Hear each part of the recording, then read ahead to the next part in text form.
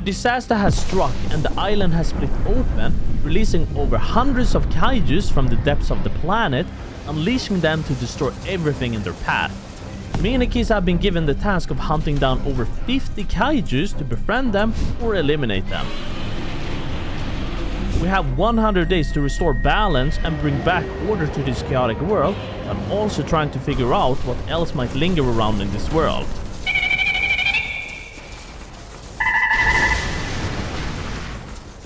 On day 1, I decided to spawn in the first zone to Marsh Bay, where I was greeted by a horde of monstrous ants. I was flabbergasted by the sight of them and I didn't know what direction to head towards, so I got naturally selected for their meal. He kinda went the same route for Akisa. She literally just stood still and took the smooch from the ants. But on my second respawn, I sighted Akisa down the beach along with the King of Titans, Godzilla. Well, since it was somewhat calm now, I decided to do the normal ARK stuff like getting starter tools like a pickaxe, hatchet and a spear, you know, like the essentials. And just because I stood still, Akisa baited her pegomastics towards me, which robbed me of my wood. Took my stingberry? Well, let's trade. I want your hide. You can have my stingberries. What? What is that? Do you see that? It's something called Queen over here. Oh my god, she summoned minions? Like, I got so curious about the queen ants and their army that I had to pay for my curiosity. Why did I go over here? Why did I get so excited to watch? Oh my god, there's so many! Lastly, if you want to subscribe to a man like me, go ahead, click that tiny little button. You press that, and I'm a man who's gonna be smiling ear to ear, if you know what I mean. I'm very close to 30k subscribers, and if I can cross that line, I don't even want to tell you what happens next. But anyways, let's go back to the beach. So when I spawned on the other side of the beach, I started noticing that the queen and her army of ants were swimming towards me. Wait, what? Nah. They have a massive aggro range, which is pretty crazy.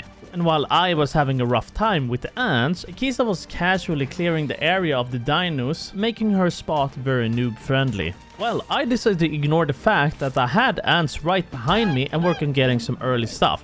But right as I got the dough to harvest it up, an ant literally just showed up behind me. Oh, what the? I really didn't have anywhere to go. Oh, crikey. Oh, crikey. Ah! Oh. If there's no ant, there's a saber-tooth. What? Bro, they're everywhere. I'm not even kidding. They're literally everywhere. Okay, I will have to pick another spawn, so this is not working out. We're taking Scutter's Inlet. Oh my god! The Mecha Godzilla was completely out of control and made me very nervous. Oh! What can I do from here? I tried to keep myself on this side of the beach while he went amok on the other side. I'll be keeping myself here, Mecha Godzilla, while you do your own thing. I'm honestly slightly happy I wasn't sticking to that other beach right now. I can deal with Mecha Godzilla, but not the ants. So, I really want to work on getting a raft, but I am missing just a few more levels for it. It just feels like that Mecha Godzilla is getting closer to me every time I look back at it. And then I have to worry about Pegomastics taking my precious narco berries from my pants. Like, this is so chaotic. At least the beach had a few things I could harvest up, like this tech parasaur for some metal and electronics. But for reals, man, that Mecha Godzilla was getting closer to me and I was running out of the beach here. I don't even know what to do. Run. What do you think I'm trying? I ran out of beach and now I have to go past this stupid mecha. Okay, I'm making a run for it. However, I've broken my leg. Oh, it's very cold. So for people unknown to ARK, the cold literally breaks your legs, which is a fantastic thing in this game. I was also so weakened that I succumbed to a Dilophosaurus. How pathetic of me. I am so weak. I woke up on the other side of the beach and I started working on getting some tools so I can finally work on getting a raft, because Mr. Robot over here seems very attached to me wherever I go. Like, the only thing I had in my mind right now was a safe spot to have my base, so we wouldn't get trampled by that robot over there or any of the ants that have been giving me an aneurysm. How well are you doing, Kisa? Doing pretty good. Got 2 pterodons and I haven't become ant food yet. Seriously? I made a raft.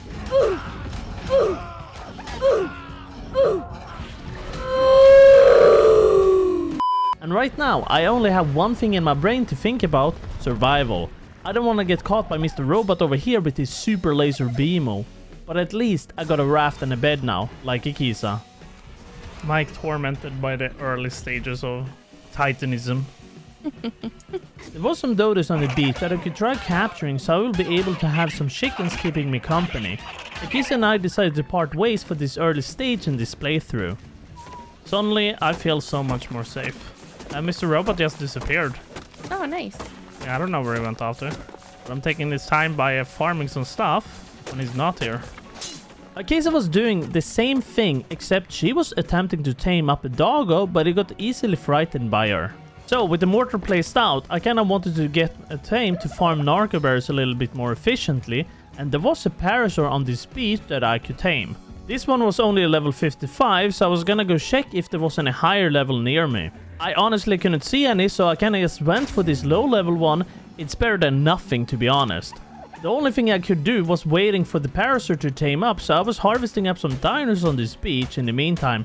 But then the Mecha Godzilla was back. Oh my god! The robot just came back! Hopefully the parasaur tames up quickly. I don't want to be around here anymore with that Mecha Godzilla around. I was pretty lucky with getting my parasaur tamed up at least before the Mecha Godzilla got to him. But Akisa, however, wasn't that lucky since Godzilla literally went to come say hi and stomp on both their pterodons. Anyways, I didn't know what direction I should head towards. I had no goal where to go, especially since this is a monsterverse infested island now. I just went down the ocean a little bit to see if I could find a better place for a starter base, because this raft barely counts as anything. And the Titans isn't the only thing I had to worry about. There are leads almost everywhere too in the ocean. I made a quick stop on this beach here to harvest up some dodos for their meat and hide that was also swarming in Pegomastics. And while it was safe and calm for the moment, I could work on making a forge to get some better tools. Yeah, I can make a forge. Oh no! I accidentally hit the trike! No, I'm sorry, I'm very sorry. Please don't chase me down. I don't want to honk out here. I managed to get away to my raft where I placed down the forge and threw in some scrap metal I collected from a tech parasaur before. That should probably give me enough metal ingots to make some tools for myself. And while I was cooking up some metal, I checked around the area and it seemed relatively safe, like there was no big carnivores around here and no Mr. Roboto or Kaiju. Alright, now when I got my metal tools, I could now work on getting a base down on this beach, at least a starter base, to get started. On day 3, my base was finally done being built, so I could then start moving in with my dinos and crafting tables. Right now, I didn't want to dabble too much into rafting around in the ocean, especially when I didn't really have a flyer. The flyer is gonna be essential tame for me, I think, so I could pinpoint an exact spot free from titans, and I wouldn't have to think about danger. I pretty much had enough of these ants from the beach. Well, to get started on that flyer, I took my parasaur out to farm a little bit of more narco berries to make some trank arrows for that avian.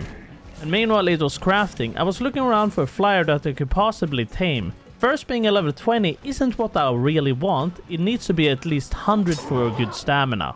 Well, I could at least get this 20 female for now to use it for some breeding, and I just had to look around for a decent male.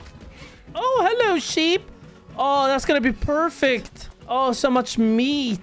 It may not be a pterodon male, but raw mutton is super precious right now, especially very yummy too. But as I was exploring the other part of my beach, I saw something I really hoped it wasn't gonna be here. There's an Alpha Rex here.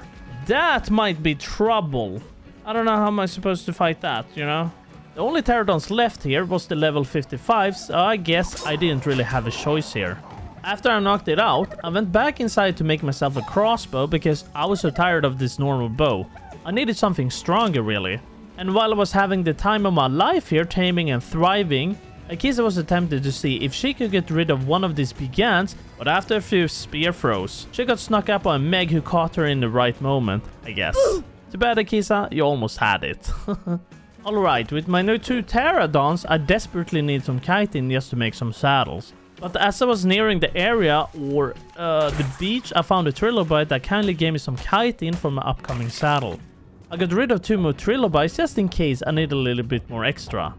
So as I got back home, it was already day 4 and I have finally made the pterodon saddle. I wanted to get these pterodons breeding to have some backups.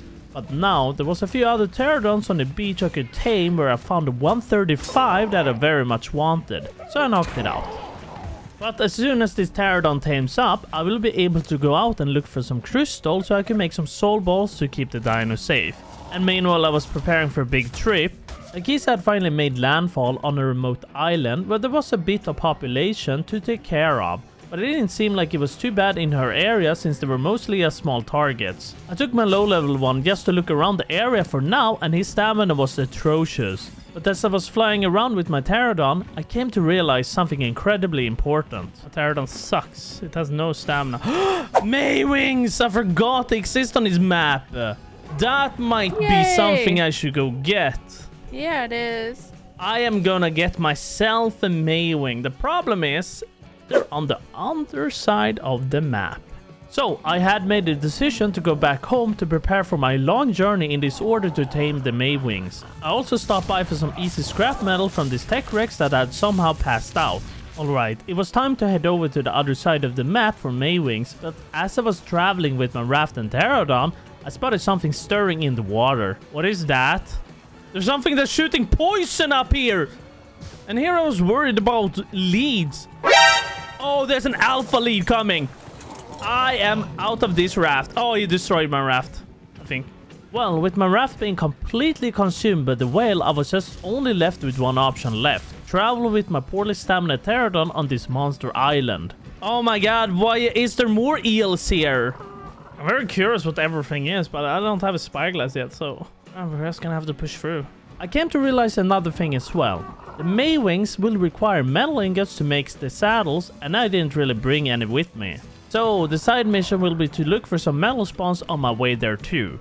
Even from this far away, I could also spot the Plague Titan too, which is one of the creatures for the goal. I don't know how long it will take to take it down, but we'll probably manage. But as I was traveling through the dangerous lands with my questionable pterodon that severely lacked stamina, I guess I managed to find a cave on her island where there was a little bit of crystal for her to harvest up, which would give her access to loads of things. I decided to take a shortcut through the dangerous swamp biome instead to cut the traveling time, but then I spotted a Spooder Titan there, as well as a very big Flyer Titan. Ah! That sounded intense. Do you want to talk about it? There's a Rodon here! Oh, no. No, that sounds like you're road done for. Shut your stupid...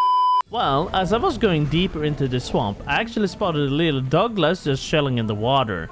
That will be one of the goals for me to tame eventually. But like for reals, man, this swamp had a lot of interesting creatures and they were possibly quite deadly too. Further up this mountain, I actually found some very much needed crystals, so making the soul balls is gonna be so lit. This is a very good area for crystal and metal, and it will be good to come and visit again. But hey, soul ball? I have now a soul ball. What do I need for an awesome spyglass? Fiber and wood. Okay. Alright, now I was able to make the awesome spyglass so I can see what every creature is. I could at least see the Maywings before me up here. This land is a very Maywing country.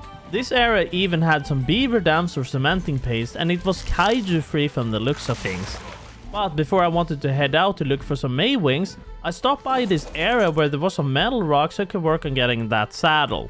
But day 5, I went out in search of some hide for my forge and I didn't bring anything with me. It's not like I had accounted for this to happen, but it's okay. I found some of these Phiomias near the river where I could chop up for some easy hide. Alright, now I got the forge finally made and placed out. All I can do for now is just to wait for some metal to cook, really. I was not exactly sure what the Kisa was doing, but it looks like she was able to make a spyglass now at least, and her beach was finally safe. I was just missing a little bit more hide for the Maywing saddle, so I had to go out again for some more. And the easiest way to catch these Maywings is through the billboard, so these will be necessary to make. I just had a very little amount of metal left to cook, but it was time to go out and look for a Maywing. It didn't really take me long enough until I spotted my first one to tame. That is one Maywing down. I will need to find another one too, but I need the saddle right now. Alright, I got the saddle made now, so let's head back to the Maywing. But as I was nearing my Maywing, I saw big numbers. What? Something's attacking my Maywing that tamed up! And with the Kentru damaging my boards, I will just have to make a few new ones for the next Maywing. I found another 130 Maywing and I trapped it in to then proceed to knock it out. So with my both May wings and a good location, I decided to head back towards my old base to pick up my stuff. It is quite far to fly over there, and it's usually smart to stick near the beach. Well, at least in some places, the beach is safe, but not this one. I wanted to check a little bit more around this area too, near the Mecha Godzilla, since I was curious what else lingers around these parts. The ants were still on this beach here, basically frightening me, and then we got the king of kaijus. On day 6, I was gonna go visit the Kisa, which apparently lived on this mysterious small little island that had a lot more stuff than I believed. But either way, I had a plan, and that was to finally move over my base to the new area by the Maywings because how quiet it was over there. I'll probably keep the base here. I'm just gonna take everything that's inside the base. So with me having a super long way going home, the Kisa had already started on a house she was building on her island, while I still was uncertain where I wanted to live. But I was pretty sure about the new area. It seemed pretty good. Alright, I made it back home and it was time to get started on a build. I put down this settler's table to make my base out of this. I wasn't sure how good and safe it would be, but it's definitely better than nothing. I just had to gather up a little bit more wood, and this air was giving a good amount from these trees. The design choice was kind of my weakness, and it was really hard with the uneven ground, and I wanted to have a good view of this swamp. But when I was building, I could hear a Shin Godzilla music randomly playing in the background. So I flew over to check it out since it wasn't too far away from my base. It has 800k torpor. Cool. Alright, back to building this primitive base. I wasn't really concerned about the design choice of this, I just don't want it to look like it was made from Temu. Or maybe it does, I honestly don't know. On this very dark night, it turned into day 7 along with my roof being complete. So now I can start moving in with my things so I don't have to live like a Bob anymore. Akisa was having a little bit better progress than me building her own shack, which in fact is a lot more impressive than what I had built. Anyways, I crafted and placed out this new Trank Plus mortar that will be used to tranquilize these big kaijus for taming. And after building my base, I kind of thought to myself, since I do have a nice location for my starter base, I might want to start working on a greenhouse as well soon, because I will need the vegetables for making a few kaiju snackos. But I am kinda low on crystal for making a greenhouse right now, so I will have to go out and farm some. I was about to take my Maywing to the mountain where I found Shin Godzilla before, but my Maywing had somehow made a clone of themselves. I couldn't just leave these ducks without feeding them, so today these ducks will be carnivores. Okay, crystal time. Let's go and get some crystal. There's Shin Godzilla. I see him. What is he doing? Whoa, he's doing something! That was loud! I think he's attacking. Anyways, the Godzilla was keeping to himself, I hope, so I went to grab a little bit of crystal in the meantime. But I heard a lot of attacks and I was curious what was happening, so I went to check it out. Oh. You can't jump up here, can I? Why does it look at me? Why is he looking at me? After grabbing a bit of crystal, I was back home and my ducks were still happy and alive. Afterwards, I crafted and placed out the fabricator because I will be needing a lot of electronics for like a soul terminal so we can generate poop for my upcoming greenhouse and store my dinos. I was gonna need some silica pearls too for those electronics though. I had remembered that there was a good spot for farming it very close to my base, so I went to check it out. So I was just picking up some silica pearls for electronics and having a good time. But Akisa, however, I don't really understand what she was doing. It kinda seemed like she was trying to bait these Megs to her raft or something, but then she jumped into the water to get eaten? Huh. This is some Akisa level tactic. We really don't question her methods. Anyways, I got those silica pearls for electronics, but I will need a bunch of polymer also. So I flew over to the Sahara Desert to look for some mantis. But as soon as I was looking for those mantis, I found some Asura Sasorosu? Sasorosu? Good enough. I don't know what I wrote in that script. I'm sorry. They were pretty huge with a whopping 15k health. They were also quite scary, so I flew away from that spot. They weren't also part of the kaiju list of tame or defeat since we had, well, over 100 kaijus. And we only chose a handful of the kaijus that were a little bit more special. On day 8, when I happily flew around with my duck, I ran into the infamous Muto that I quickly averted from. Oh my god! Why is there a Muto here? He could flatten my duck into a pancake with one stomp, pretty much. Akisa was still struggle bussing with her Megs in the water she was trying to actually tame. I thought there was some godly unique taming secret she was trying to pull off before.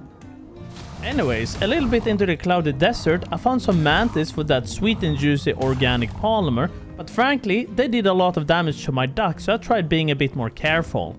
I was trying to bola them too, but that didn't seem to work at all. So I just had to bellow flop on the ground to get rid of the remaining ones. Yeah, 125 polymer, that should be enough for a chainsaw for now, and then I can come back, get more polymer, easy profit. Akisa still wasn't making any good progress with her megs. I think she was getting frustrated with them and ran back home to make herself some flak armor. Alright, aside from Akisa, I made it back home safe and sound. So having the chainsaw made, I went back to the sand dunes to see if I could collect some more polymer from mantis, since I will be getting a lot more than before. But as I was to eliminate these mantis, I spotted something else that would be a huge problem. I knew it! I saw it! I saw a worm! Then a little bit further away, I was to slay this mantis here, but my duck was taking way more damage than it could handle, and I was worried for his health. But luckily, the 135 mantis lost the interest in the duck, so I was able to get this one harvested at least. And 167 organic polymer from this mantis ain't bad, to be honest. After getting it harvested, I saw something in the distance which was Destroya, so I wanted to fly up close to it just to look at him. Oh, this is the Dilophosaurus here! Go away! This is my base! I thought this new place of mine had no danger at all and I wouldn't need any walls, but this small dillo proved me wrong. How did you even get here? Then I used some of my resources to actually make me a power generator to power the base, because fueling the fabricator alone with gasoline is really expensive. I was also able to finally make a dino storage weapon and a terminal to ball my dinos. A little bit more convenient than running up and balling them with your hand. Well, since I had a generator, I was gonna need a lot more gasoline, but I didn't really have too much oil to make it. So then I made an oil pump so I could then obtain some from the desert, where I think there was a few oil vents. Kisa had finally knocked out her megalodon so she could tame it. It kinda seemed like she was having the time of her life in the ocean with it. Are you serious? I just made one! And look what this drop has. It has an oil pump. Mau. So, flying through the entire desert area, I actually came across 2 oil veins with the Femuto next to it. So I was a smidge nervous. I mean, I guess I'll just risk it. Alright, so I wasn't aware that there was a skull crawler next to me and it slapped me into the very darkness along with my duck. Now I have to make a new Maywing saddle. I don't know if I'm gonna go back and recover my things. I don't think I care. Actually, I do care. It's my chainsaw. No! So after flying through the sand dunes and getting scared from all of the titans roaming this place, I started to reach my area for my item bag. Oh my god! I'm never gonna be able to recover my things. I might not be able to bait both away, but the skullcrawler is more dangerous. Okay, I was able to bait the skullcrawler away, I think. So I can at least get my body. Oh no, no, no, no, I'm gonna fall asleep. There. I knew it! I knew it! I knew I was gonna get knocked out! While I was taking a hecking nap, Akisa finally tamed up her megalodon she knocked out. After I woke up, I placed out my oil pump, so now we're in business, boys. I was gonna mark where I placed my pumps, but I slipped down the cliff. Oh no, I'm not gonna make it! And when I was flying back to my item cache and dock, Akisa tamed another shark. Well, knocked it out at least. I got back to my Maywing and it was freaking out for no reason at all, and I tried whistling it to me, but he just wouldn't stop. Wait, what is my Maywing doing? Stupid. As soon as I got back, Akisa asked if I could bring her some mutton and cementing paste for a shark since she had knocked it out. On day 10, I was gonna take Akisa to my new base location where I moved to. I wanted her to see how good of a spot it was, especially due to how safe it was there. And while gliding over these mysterious small islands, one of the titans appeared off the ground, Raijin. Oh my god! What? I almost choked on my food while gliding towards my base. We didn't really do anything special on this day except showing Akisa the highlands which kaijus roam here. There is this big kaiju chitin and then the behemoth, but we still didn't know which kaiju we will be able to tame first. Akisa wanted to check out Taming Godzilla that kept on playing music for some oddball reason. It was a very cool kaiju but super annoying. On day 11, we had a visitor by the swamp we were gonna check out. Okay, let's see. Where is it? Oh my god, it's beautiful. Is it really tameable passive? How do you tame it? I love it. How do you tame it? Put Mothra snack. Put Mothra snack in last item slot. What is Mothra snack? Oh, you need to be level 98. Oh my god, I'm missing so many levels. A bit later, when Akisa left to swim in the ocean, I started building my greenhouse for narco berries especially and vegetables. I wanted to get the greenhouse going first before I started trying to do anything major. And building my greenhouse had me going broke, so I had to swing by the mountain to collect a little bit more crystal to continue building it. It was a drag, but I needed a greenhouse. And Akisa wasn't really doing anything special either. It seemed like she was trying to tame a dolphin. Day 12, I was making one of these new trank arrows we had so we can knock out these big kaijus, but it was severely expensive to make though. I was in need of an Anki to farm metal, so it was the perfect opportunity to test out these new arrows. But I wasn't quite sure why I couldn't find these darn Ankis. For some reason, I flew over to the swamp only to get shredded by Doug.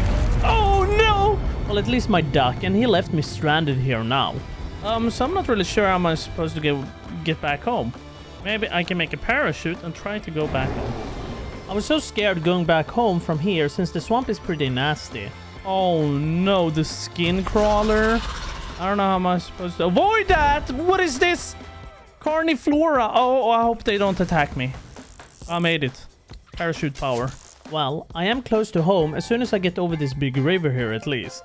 Oh, I am so stupid. I could have just checked this mountain for Ankis. I don't know why I went all the way over to swamp. I somehow made it back home, and luckily I had one more last duck to use, but I will have to incubate 2 of my other eggs. Hopefully they survive. I seriously can't believe I lost this many ducks, and I'm on my 3rd right now. Anyways, the mountain next to me surely had some Anki, so I went over there to search for one, where I actually managed to find a level 90, but there was just too many artists around here, and I was a little bit worried about them attacking my Anki if it's gonna be knocked out. Well, after getting the Anki knocked out, I found a Doed not too far away too that I wanted.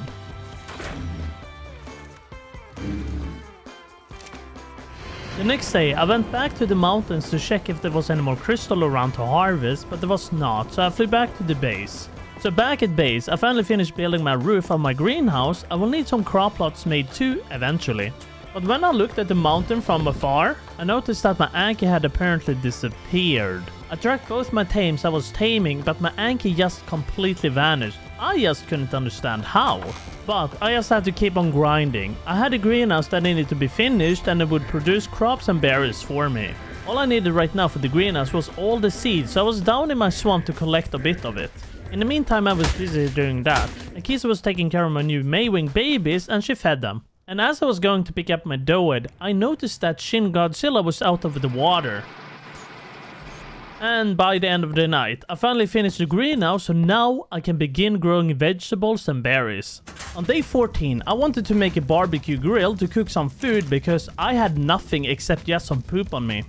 But my task today was to grab some dung beetles to power my greenhouse. I needed them to make my fertilizer. Akisa, however, was being quite dangerous and flying close to the ocean boss, and there was quite a lot of minions scattered across the beach. But anyways, I found some dung beetles and I started taming them. Then I went back to the mountain again to look for a new Anki since the old one I was taming disappeared. I found one and I trapped it in so I could knock it out. Anyways, I felt tired of just farming and building, so I decided to fly around for a bit to look for some drops and see what kaijus we have around the map. But then I flew into a dangerous area with my poor little Maywing. Oh my god. Oh my god! I don't want to be here! I feel small and insignificant now. I almost flew into, what is it? Skeletal Godzilla? Oh, nice. No! Remember how perfect our cave was? Maybe we should go check out our cave. Yeah. I was gonna go check out the base we used to have on docks, which was inside a cave next to a small little water hole, to see if we could build inside there. I don't think that's happening! Oh, I unlocked something! Tameable Jaeger!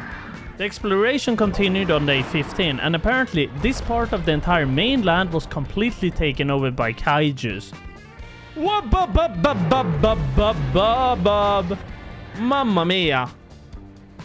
You wanna know what's so goofy about them? That they're standing on top of each other. I even managed to find one of the bosses that was roaming this land. What is that? Like, I wasn't even sure what to do in this situation. I almost took a whole lap around the map and it was just kaijus everywhere. Even this part of the map was horrible. There was even a kaiju with 10 billion torpor. Like, bro, how are we supposed to knock that kaiju out? Oh, what's that? Thermonuclear Gojiran. 10 billion! I don't think our modded tranquilizers are even capable of knocking them out. I was doing something.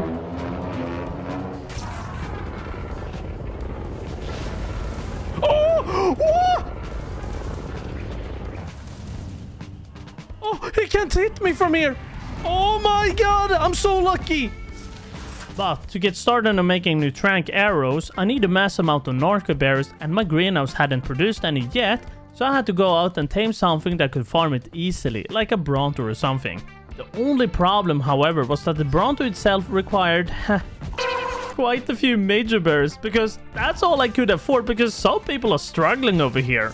I noticed my Anki was about to be mine, so I decided to glide my way over there to pick him up. I just had to farm some berry seeds with my Maywing because I didn't quite have all the seeds yet.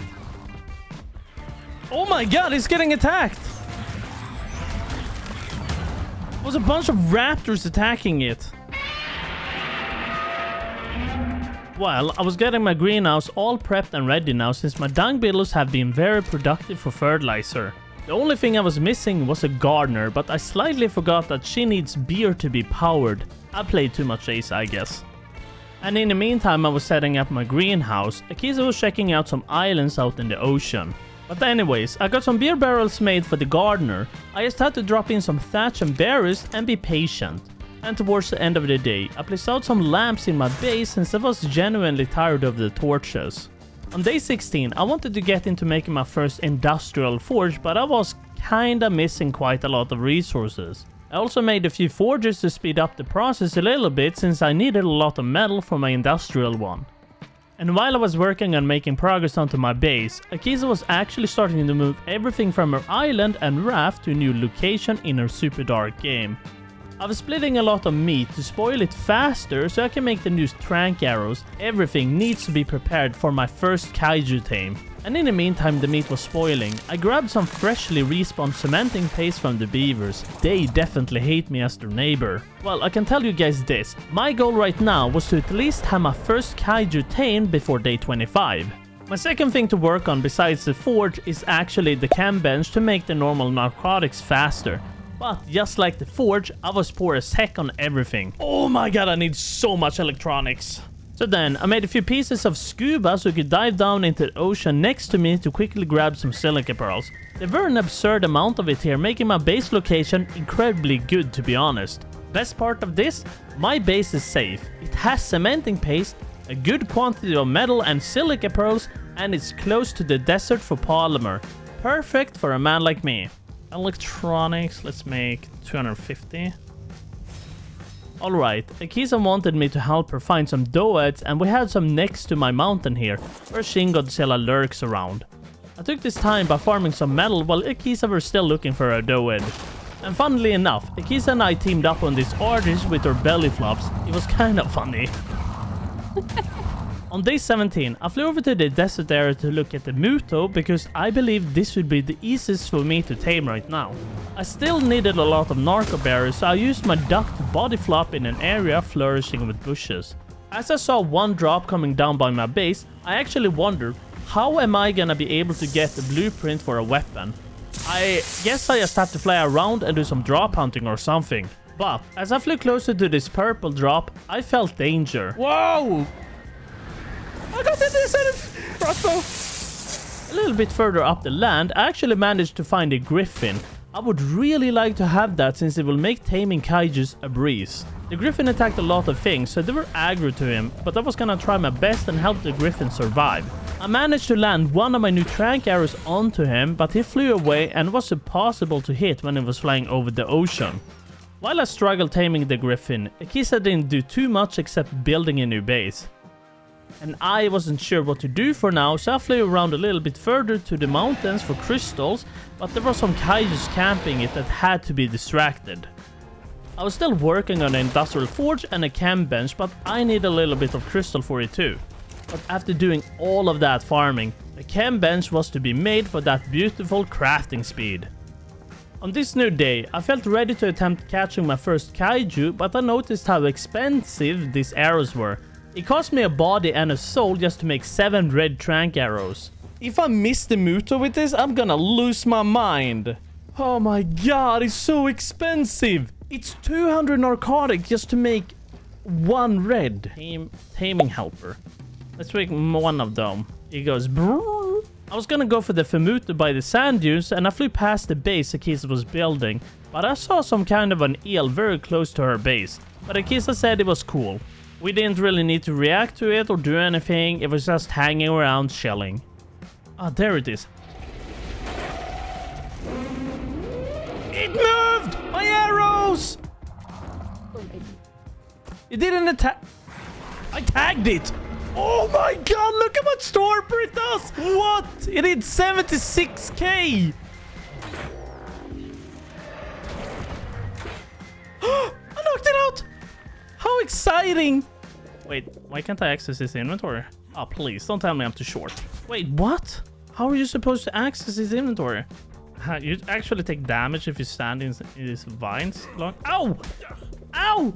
60 HP, goddamn! Didn't quite understand how to tame the Femuto and I was confused. I could try making a few sleeping bags in order to figure out where you access his inventory to tame it. Ow. Bruh. Oh. Oh, I can't even get close to my body now. Akisa, can you come and help me? So I went back home to make some spare armor in the meantime, while Akisa helped me out by figuring out how to tame it. Okay, we figured it out. Basically, all we have to do was to stand on top of it to access his inventory. It's kinda odd, but I'll deal with it. Then I gave it the taming helper and some raw mutton and got my first kaiju, making it the first obtained out of 61 kaijus to either tame or defeat. This is the very start of this long journey. Let's call it galvanized steel. My galvanized steel was incredibly powerful and had some super cool attacks. Oh, look at that damage!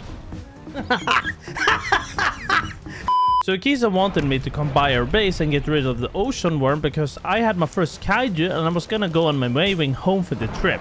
But there was just something I didn't account for. Oh my god! No! Why? I didn't think through that at all! I was playing super careful with the Muto because I didn't really want to lose it straight away. You know, it's very slow at attacking. That should finish him off. Alright, I got the minion taken care of, and this one isn't part of the list because it's a minion. The boss, however, counts. Anyways, I was able to change out some element and kaiju cells from it. So after getting rid of the kaiju, I managed to hit level 105 with that eel gone. Very nice considering it took a while. And since I just hit 105, that means I unlocked a lot of engrams for some of these kaijus. Dug bone. Okay, that's very expensive. Mothra snack. I went to the highlands to try out my galvanized steel against these ants, and he shreds through everything. But I do wonder if he's capable of going up against these scorpions. So it was time to find out.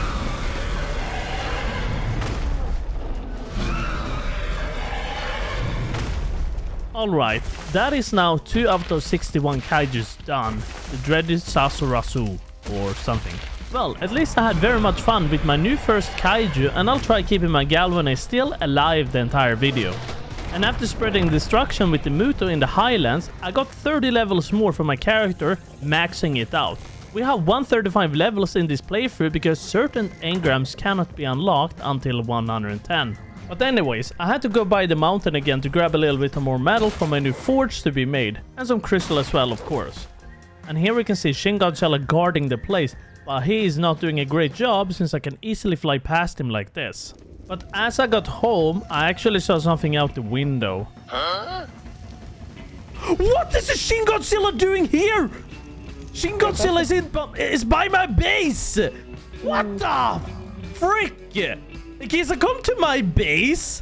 No, there's a Shin Godzilla there. I honestly don't know what to do about this. Like, jeez, I was panicking. What is it doing here? Something tells me he was distracted to the Femuto. So like as soon as I soul balled it, it just stopped moving. Maybe he sensed a kaiju nearby and went to go do what Godzilla does. Okay, let's see. If I pop out the Femuto, is it gonna come over here? I'm over here. Oh, you bet he is! Actually, he came for the Femuto. He doesn't care about little ducks. He cares about Stick Bug Man. You know, I'm not even comfortable living here. I think he's aggro to me. Yeah, he's shooting balls at me. I don't think I can get away with my duck. Run, Mikey. I'm trying. He knows I have the Femuto on me. He said stick bugs are delicious. He's still following me. I'm at the Redwoods. On day 20, I had flown so far that he wasn't being rendered anymore. But apparently, he ran back towards my base. I didn't feel so safe and comfortable living in this area at the moment. Akisa suggested fighting it, but I'm not entirely sure the Femuto is strong enough against him. After a much needed toilet break, I had decided to try baiting him far away from my base on my galvanized steel because he was somehow attracted to the stick bug. So I spent literally half a day being nervous and scared from a Godzilla, but finally, he was far enough from my base. Anyways, a bit later, I was by the desert to grab some oil from my oil pumps I put down a few days ago, so I can craft my forge. There isn't too much left in my base that I needed to craft, except this now. My crops and berries are being produced passively, so making these spicy trank arrows are kinda secured. But before I went back home, I farmed some much more needed berries with my duck. The greenhouse is producing berries, but it's pretty slow. And by the end of the day, I made some more of this sleepy juice and a toilet actually, so I can use it to spoil stacks of meat. And if you're wondering what the Keys has been up to the whole day, building. That's pretty much it to it, just building. And if you like Akisa's builds, don't forget to drop her a sub on her YouTube channel and maybe comment down below that she needs to post more build videos. On day 21, I picked up some more beaver dams since I just need a little bit more cementing paste to make the forge. Oh, here we go. I'm making the electrical one now. Oh, it's beautiful. So I started cooking up some new powerful red trank arrows because we had a plan, and that was to get Akisa her own Femuto. I went over to Akisa to see if she was ready to tame it, but I found a very interesting structure here, so I made myself a bee helmet skin. BBB. Then we both flew over to the desert area, and Akisa told me that Femuto spawn all over the desert biome, and I happened to find a 150 here. Oh, here's one! Akisa was still struggling to find where this Muto was. I'm not entirely sure what Akisa was doing, but she was supposed to trank it, and it happened to be stuck in a corner, so I took one shot at it and let Akisa do the rest. I fed it the taming helper and some raw mutton, and then it was captured. Akisa also lost her duck somewhere, so we had to go out and search for it. Luckily, it was a coward and hid himself up in the cliffside. The next day, we teamed up with our Femutos against these Kaiju scorpions, and they were really powerful together. Let's do a stampede!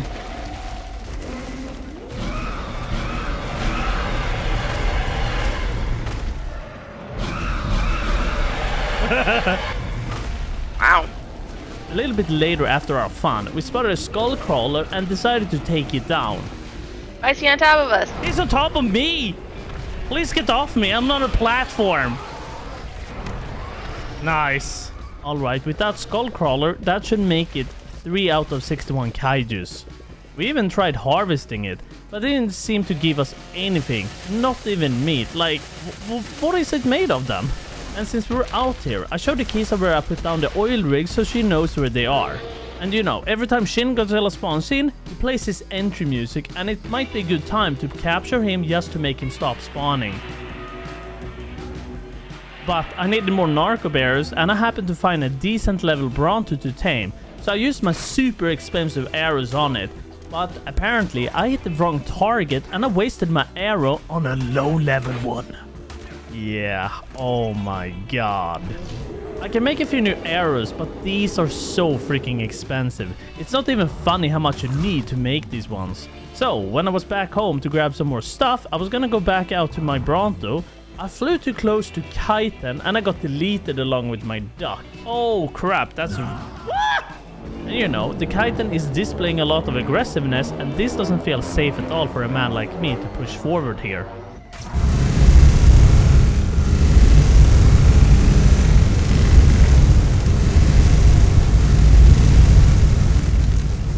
I was beyond doubt terrified. My crossbow didn't seem to help at all since I could barely see my body from this far away. I mean, it's moving around. It's moving away from my body. Hopefully I can grab it. Grab my stuff. And when I got back to my Bronto to feed it some berries, a pack of iguanodons swooped by to delete my Bronto. On day 23, I had another Bronto knocked out and taming now, a little bit more distant from the iguanodons and chitin. And while I was waiting for my Bronto to tame up, Akisa was having a face-off with the stinky bird. Oh, come on, Ichthy. She was really scared of losing those expensive arrows I made for her, and she put them into her duck. Anyways, my Bronto was about to be tamed up, so I made a saddle for it so I can then go farm a lot of narco berries. What is Shin Godzilla doing up on the mountain? And it's by the mountain I want to go farm. Okay, I found a pretty neat area to farm all of these berries, and it was not Kaiju infested. Thank God. And like usual, Akisa is getting bullied by another bird who likes to steal everything from her. Honestly guys, I think Akisa likes getting bullied by these ichthys. On day 24, I wanted to get my mining drill made, but I was still missing out on those black pearls. So I flew around trying to figure out which kaiju can drop a lot of it. And after flying around for a bit looking at these kaijus, I was back home again to make just a few more raid trank arrows because today I wanted to try taming a Godzilla. Just try it. It is a new day and it would be perfect to try capturing the king of kaijus. So I went over to the Shin Godzilla by the mountain where I found the actual water boss instead, and he was insanely big. Whoa, is that the boss? Okuno's embodiment of the ocean. Shin Godzilla is gone, so I guess I'll come back in a few minutes and try later. Back at home, I made the long neck so I could try shooting these kaijus to bait them towards me instead and away from other kaijus. It makes it less stressful for me. I was gonna try aiming for a Meyer Godzilla instead, but I had to try baiting it away from the other kaijus. Oh, he went over the edge. So I shot one of these ridiculously expensive arrows on him, but his torpor didn't even flinch. I tried going through the mod list to figure out what I was doing wrong, but I just couldn't find anything. Maybe the skin is too hard and I need something stronger to push through those scales? Maybe. So I then went back home to make some normal darts just to see if his torpor would actually move at all. Then I quickly went back to Meyer Godzilla and I shot 2 darts at it, but nothing. It didn't do squat, so Meyer Godzilla may require a different strategy. Well, at least the tranks works on a Gorosaurus. Okay, so I'm gonna wait for Meyer Godzilla for now and go back because the Shin Godzilla music was playing again, and that means he just spawned on the map. I managed to get to him and start tranking him, but he was insanely scary and I tried my best to avoid him with my duck. Like, Shin Godzilla is huge and he's very light on his feet for some reason. I can barely run away from him. Or fly away from him. Well, there goes another duck. I am terrible at keeping these alive. They get so easily deleted by these big kaijus. And not only that, I had another big problem, and that was to try recovering my belongings with him there. I decided to just go for it, and I grabbed it. Then I shot at him with my arrows when he was stuck in his current positions for some laser beams or something. And with my last freaking arrow, I managed to knock him out. Heck yeah, another big kaiju soon to be mine. This one was very much like the Muto, and every time you stand on his feet, you take damage. It's kinda weird, but we kinda deal with it. So I went back to base to grab my Pterodon because I had an idea for this and I think it will work out. I will basically fly above his head, dismount, and then grapple onto the bird until I can access his inventory. I'm actually surprised this method really worked out, and I captured my first Godzilla, marking it as the 4th out of 61 kaijus done. And I must say that his abilities were freaking amazing.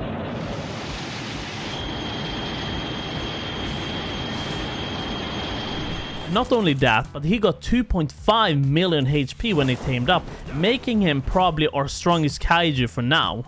And when I throw him out, he gives off this pretty interesting growth spurt sequence, or whatever you might call it.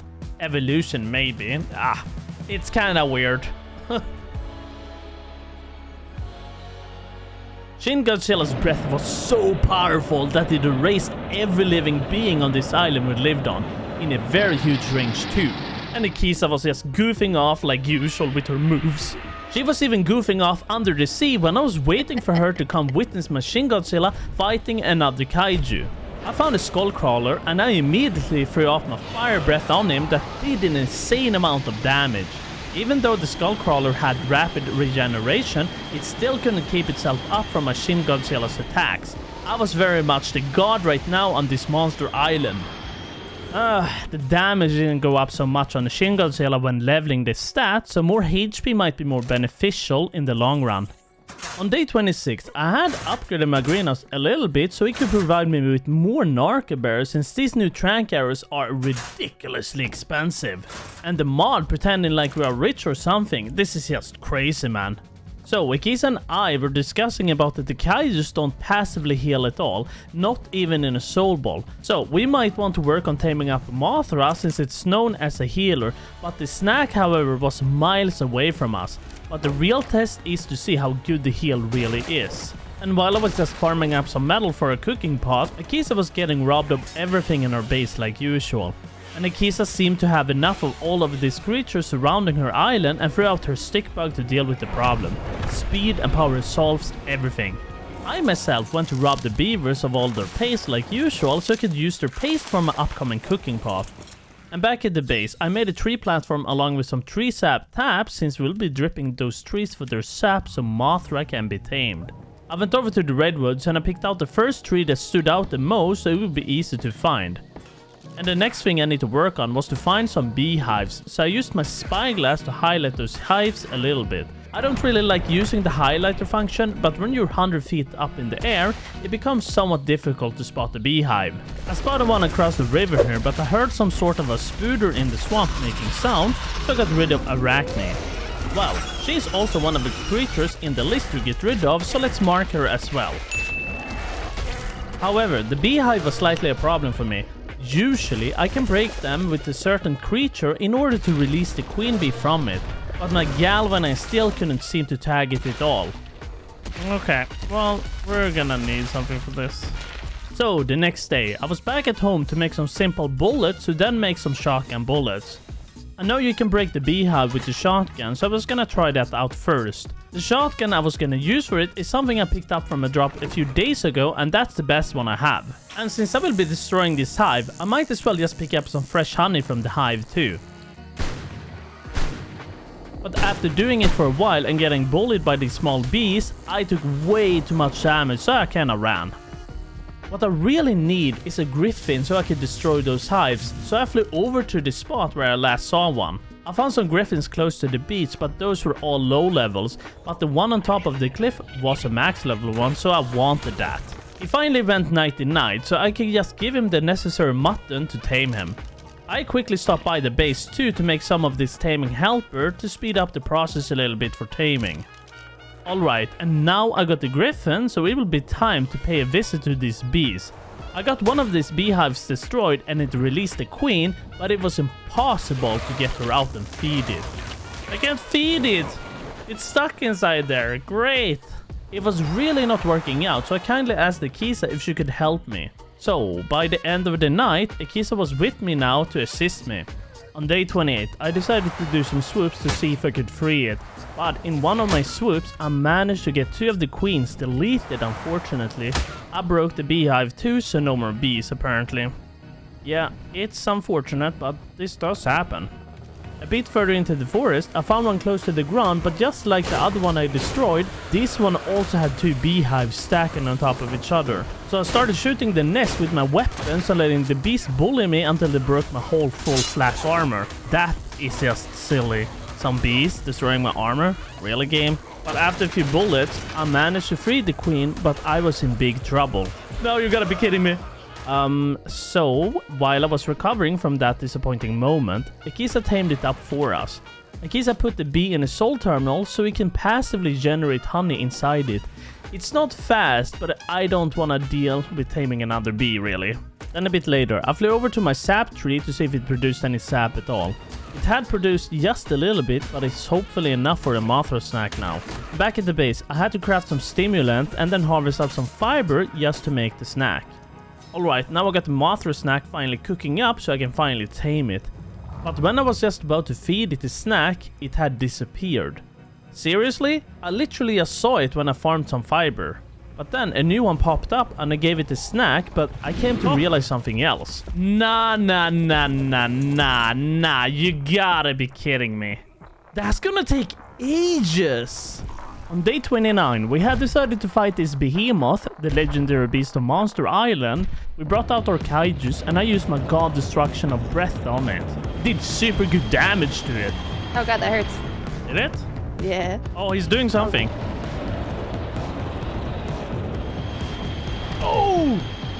Oh, he did so much damage.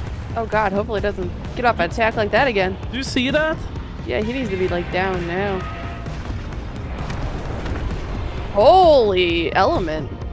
How much element did you get? 369. So after we fought it, Akisa managed to get element, a blueprint for battle armor for the behemoth, and some kaiju G-cells. But that's another kaiju down, so 6 out of 61 kaijus. The behemoth also gave me access to my mining drill, so now I no longer have to use my anchor for farming the metal. Like, the anchor isn't bad, but it's just more convenient running around with the mining drill than an anchor in your pocket. Anyways, I went over to Akisa to check out how the building was coming along, and it looked like it was almost completely built and I could move my stuff in here very soon. Akisa wouldn't allow me to move my stuff yet until she was satisfied with her build. I also made this modded glider suit since we still haven't discovered how to get the green or blue crystal for making the normal one. So with us finally defeating the behemoth and getting a hold of a little bit of element, I wanted to figure out what else I could tame right now that didn't require too much resources. So a bit later, I went out to look for this Super Godzilla where I found him in a bay. Ah, never mind, I found him. Oh, super... Oh, it's 4.2 million torpor! Yeah, there is just no way. I'm not gonna be able to knock him out. I remember this bay though. This is where I went with my raft and got it destroyed. It's a good thing I never went in there with my raft, or that would destroy my whole soul, possibly. Godzilla didn't have as much torpor as Super Godzilla, but I wasn't sure how to trank him, so I tested it out with some normal trank arrows. Oh, it does torpor to him!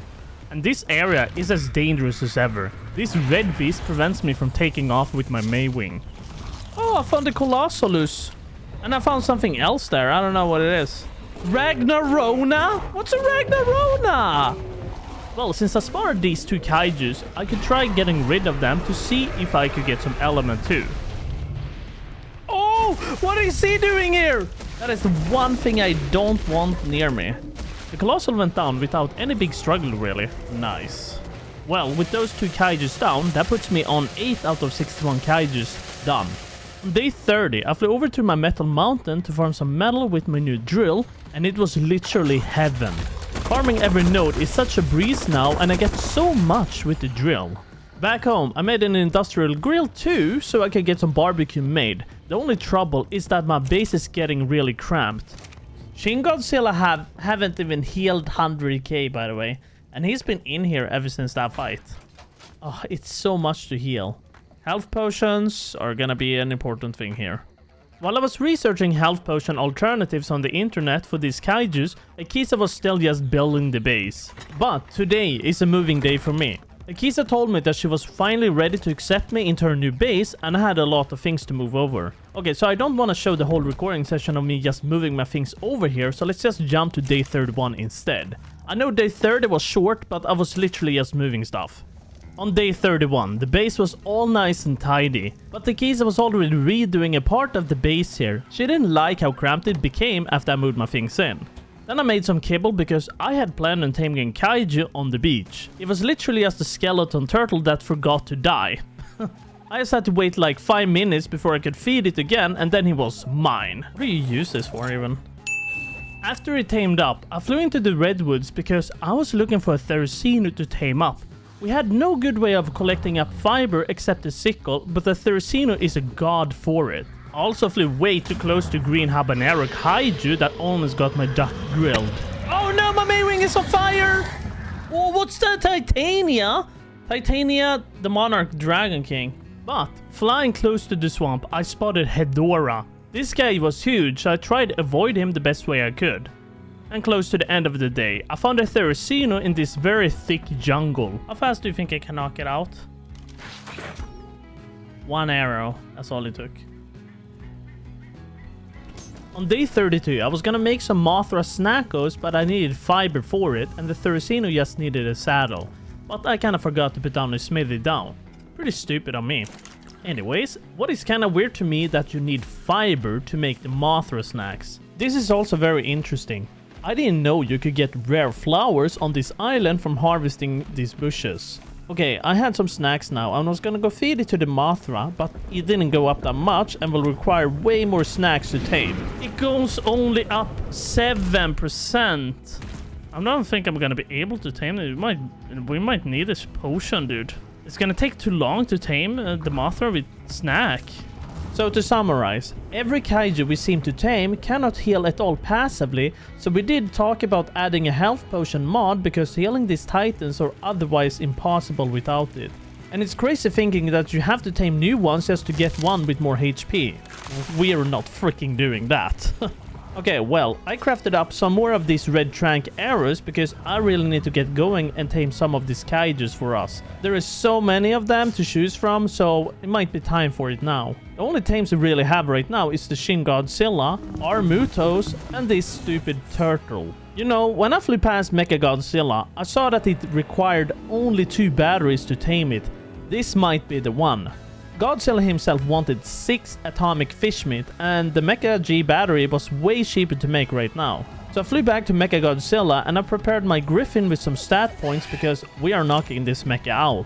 I just had to get a little bit closer to the mechanical marvel, but it was quite scary even from this distance. I also shot at it slowly since I wanted this torpor to go up on its own first before I refreshed the new one. It's not like I had too many arrows on me, so I had to be careful with these arrows. It's not really like we're swimming in resources. I got him to a certain torpor level and his flee mode activated. He managed to get himself stuck, which was perfect, so I can knock him out with my last arrow. We'll go back to home, go make the batteries, then we'll tame this. I got back home, so I learned to engram inside my brain and made the batteries in my inventory. This shouldn't be too much of a problem to tame, I hope.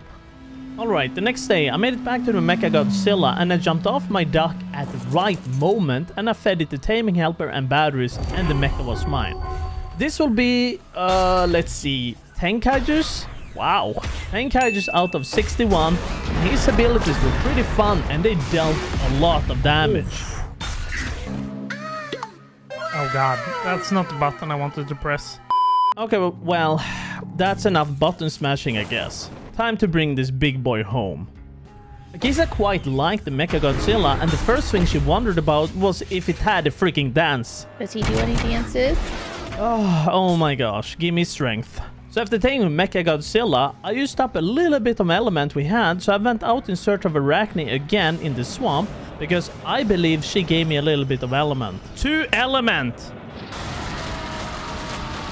Well, I didn't realize it, but apparently I got rid of another kaiju. Wait, what's a Valstlor? Wait, what did I? Let's go back into the footage just to confirm. Yeah, Val's the false titan. I can see it there. So that makes it 11 out of 61. Nice. But anyways, I think it's about time to start replacing these crossbows we were both using, so I made these compound bows. They supposedly will be more powerful than these crossbows we have. So, if you're wondering what Akisa has been up to these few in-game days, she has been painting the base. And I kid you not, she has been doing it for a few days already.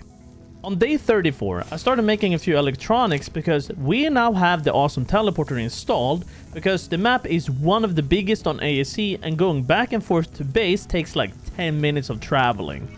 That's pretty horrible. But anyways, I got another mod installed now so we can heal our dinos. They are quite expensive, but at least it heals the kaijus. Alright, I got the remotes made and I got the teleporter pad placed out on the beach. I'm just hoping every time we teleport back to base that we load in quick enough so any of the stinky birds or pegomastics won't be able to rob us. I also got some more of this super expensive sleepy juice made because today I'm thinking of taming up the Godzilla in the bay where I woke up for the first time to an ant. The greenhouse had to be extended a little bit more because we're gonna need a lot of narco berries. Like, I kid you not, one layer of narco berries won't be enough here. We need a 2-layer greenhouse. It would be nice if there was a kaiju that does torpor damage, but I don't know if any kaiju is capable of that. Then I went back to my old base I had close to Mechagodzilla to just place out the teleporter. It took me several minutes just to fly over here. Day 35. We grouped up today because we had planned on taking on some kaijus. I can't say I enjoy taking a stroll with Shin Godzilla since he has some issues with his movement, but his attacks are still very much fun to use. There were some kaijus up in this mountain here that we're gonna actually try fighting. Us against them shouldn't be too much trouble, and I'll get a few kaijus knocked off the list now at least. Yeah, fight everything!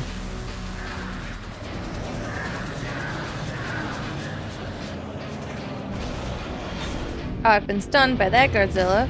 Oh, I don't trust it. What is that? Did it do any damage? No, not that much.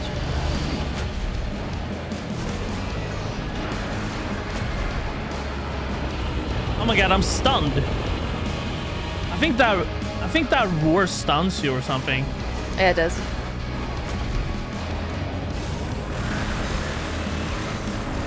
Is that a laser beam from his eyes? Yeah, oh, that's the Hanna-Barbera Godzilla. Alright, that's one big Godzilla down. Gudra-san or something. Whoa! What am I doing on your arm?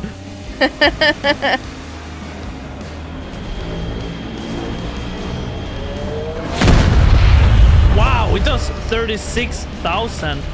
Well, goodbye Godzilla-kun. Damn, that's a lot of kaijus. Nice, and that's Hanna-Barbera Godzilla down as well. Now, I gotta count how many we got. A Manila, Servum, Gudra-san, Hanna-Barbera, Gorosaurus, and Godzilla-kun. So that will make it 17 done out of 61.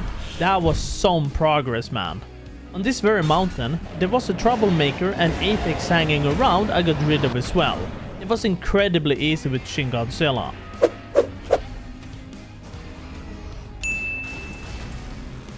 Then a little bit further up here in this kaiju infested area, we chose to try fighting this Mire Godzilla. But this Godzilla was way stronger than we realized. Oh my god, 141k! You know, we probably shouldn't fight him, maybe? Oh, is it time to briefly run away? I think so. He does way more damage than I can tank. Godzilla was up in the bay now, and it might be time to tame him up soon. We're not fighting him. What level is he? I might want to tame him. 120. He's a 120. Okay, I mean, that's not too bad. I just need 5 atomic fish.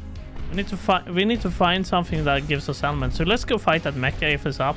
You know, fighting Mecha Godzilla felt so weird, especially when you get pushed around like weight doesn't exist around you. Jesus, what's happening?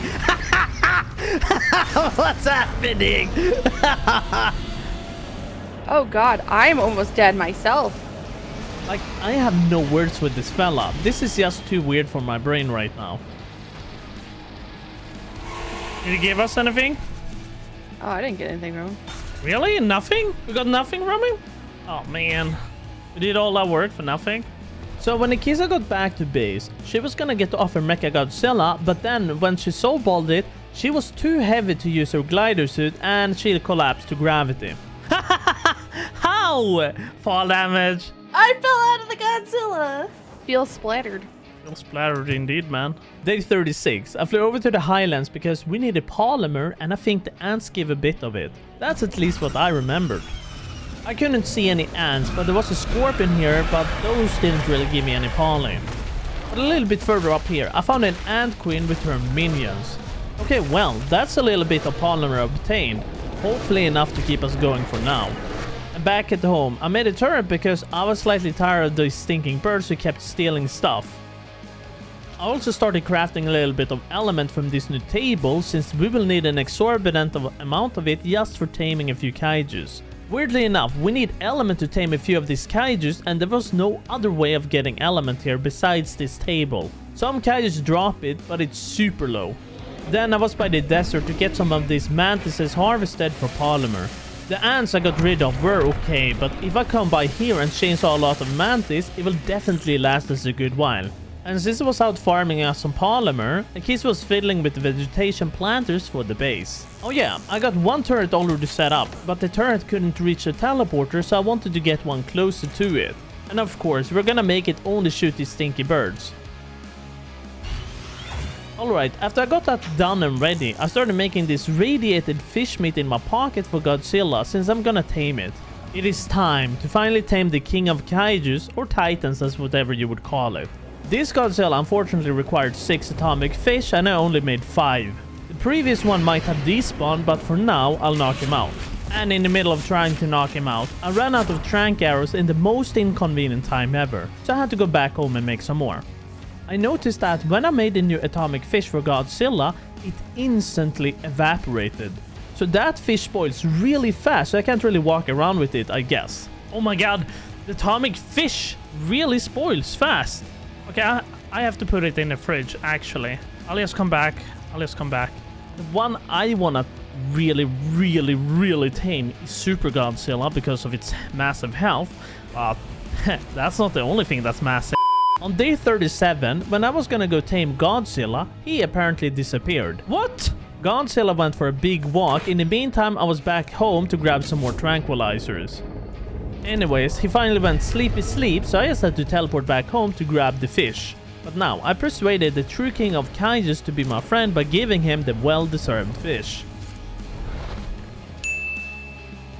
And of course, I had to try out some of his cool new moves. Well, at least he's happy. I can even force him to go sleep. That's pretty cool, actually. Now, when the kiss was back for whatever she was doing, I was gonna show her Godzilla since she missed it. No! What?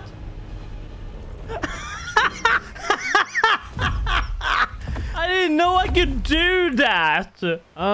I could delete the Kisa with my atomic breath. We were quite worried for our base, so we wanted to make sure we couldn't destroy the base. So Akisa built a shit shack away from the base. And luckily, the only thing that can be deleted is her. But anyways, I wanted to get a move on with the kaiju list, and the first one I was thinking of taking down is that hobo from the swamp. So flying through the jungle, I spotted him and I threw out my Shin Godzilla. I was gonna fight him one-on-one with my Shin. What? That didn't end well. I just hope my Shin is still alive. I don't know how powerful Hedorah might be. Shin Godzilla was still alive, but my Hedorah was not here anymore, so better luck next time. On day 38, I made this black hole rocket launcher because this is used for knocking out that small Mire Godzilla that I used to have such a hard time with. So now I flew out to check out this new areas where a big pile of them spawn. And when I flew close to the Monsterverse Godzilla, I saw there was a level 150 there instead now. Like, this area is as dangerous as ever. Like, sometimes I hate flying over here. But then, in the middle of everything, we had my friend Johan join into the chat to spectate what the kids and I were doing. I couldn't find the Mire Godzilla I was looking for, so I went back home for now. We also gave him a brief introduction to our kaijus and their awesome moves. That actually looks really accurate, actually. Can you stop dancing? My immersion. What thing is he doing? Oh my god, turn that shit off. Do you know that song? Yes. But anyways, I went over to the area again to look for that Mire Godzilla. And I managed to find it, but the torpor was underwhelming if anything. Oh, what? What? That's all it did? Seriously? I was hoping it would do at least 100k torpor per rocket due to how expensive it is to make. Towards the end of the day, Akisa wanted to head over to the clan meeting of the kaijus. This is crazy. I don't even want to go down there. And they're all attacking the cave. Go for the loot package. I'm not going for a white drop. What do you mean? Well, me and Akisa decided to fight all of these kaijus instead since there were so many of them. That's what I thought at least. I couldn't see Akisa anywhere despite her suggesting this. Never mind, she finally stepped into the fight. I wish I could show Akisa's POV, but her gamma is so low that it was really hard to see. After doing this for a while, we had our fill of fighting these kaijus. Akisa also scouted where Leatherback was hiding, because I haven't seen him yet. What is that? I found Leatherback. Is he up there by Snow Mountain? Yeah, it's right under blue. And while I waited for Akisa to come check out Doug, Akisa was inspecting the ocean boss and swam a little bit too close to it, I think. But did you see the torpor of Doug and the HP? Yeah. That's gonna be the hardest one to tame of them all. As you can see, he has 22 million health. Those Godzillas we were riding before had 2 million health. Yeah, he's been grown a lot since I last saw him. He was a dodo. Yeah, he used to be a dodo. Yeah. But this is what happens when you radiate a dodo. Akisa wanted to show Johan one last thing before the day was over. Is he gonna eat us? Oh. Okay. The very next day, I made a few more of these super gravity missiles because I wanted this Mecha Godzilla knocked out very soon. And when I got back over there, I was struggling to remember where he was. I guess I'm just stupid. Okay, I managed to find him and I started blasting him with rockets. I kept on losing rockets, like my mind. I swear these rockets are so expensive and missing these rockets has me fuming. Oh my god. Back at home, I was making even more rockets, depleting our very resources just to tame this thing. And that's not the worst part. There was some sort of an alpha dino present, alpha buffing the Godzilla, so it took even less torpor damage. I felt really flamed up, like very, very angry. So in a desperate attempt, I used my weapon to bait the alpha away from the Godzilla, but it was very difficult. And shooting this big boy is annoying, especially when he moves around so erratically. And meanwhile, I was struggling with my Mecha Godzilla. Akisa was once again just painting and having a really intense moment too, with choosing what kind of paint she wants for her walls. Yes! What a pain! Alright, it's been a few days since we marked these off. So let's see, that would be 22 out of 61 kaijus done to either capture or defeat. Anyways, I went over to Akisa to show the new Godzilla I tamed. But when I went over to her, she was inside some sort of a cave that had green and blue crystals. So that means I will be able to make the proper glider suit since this one bugs out from time to time. Alright, he had some really cool moves like this laser beam, but the most interesting one was the explosion.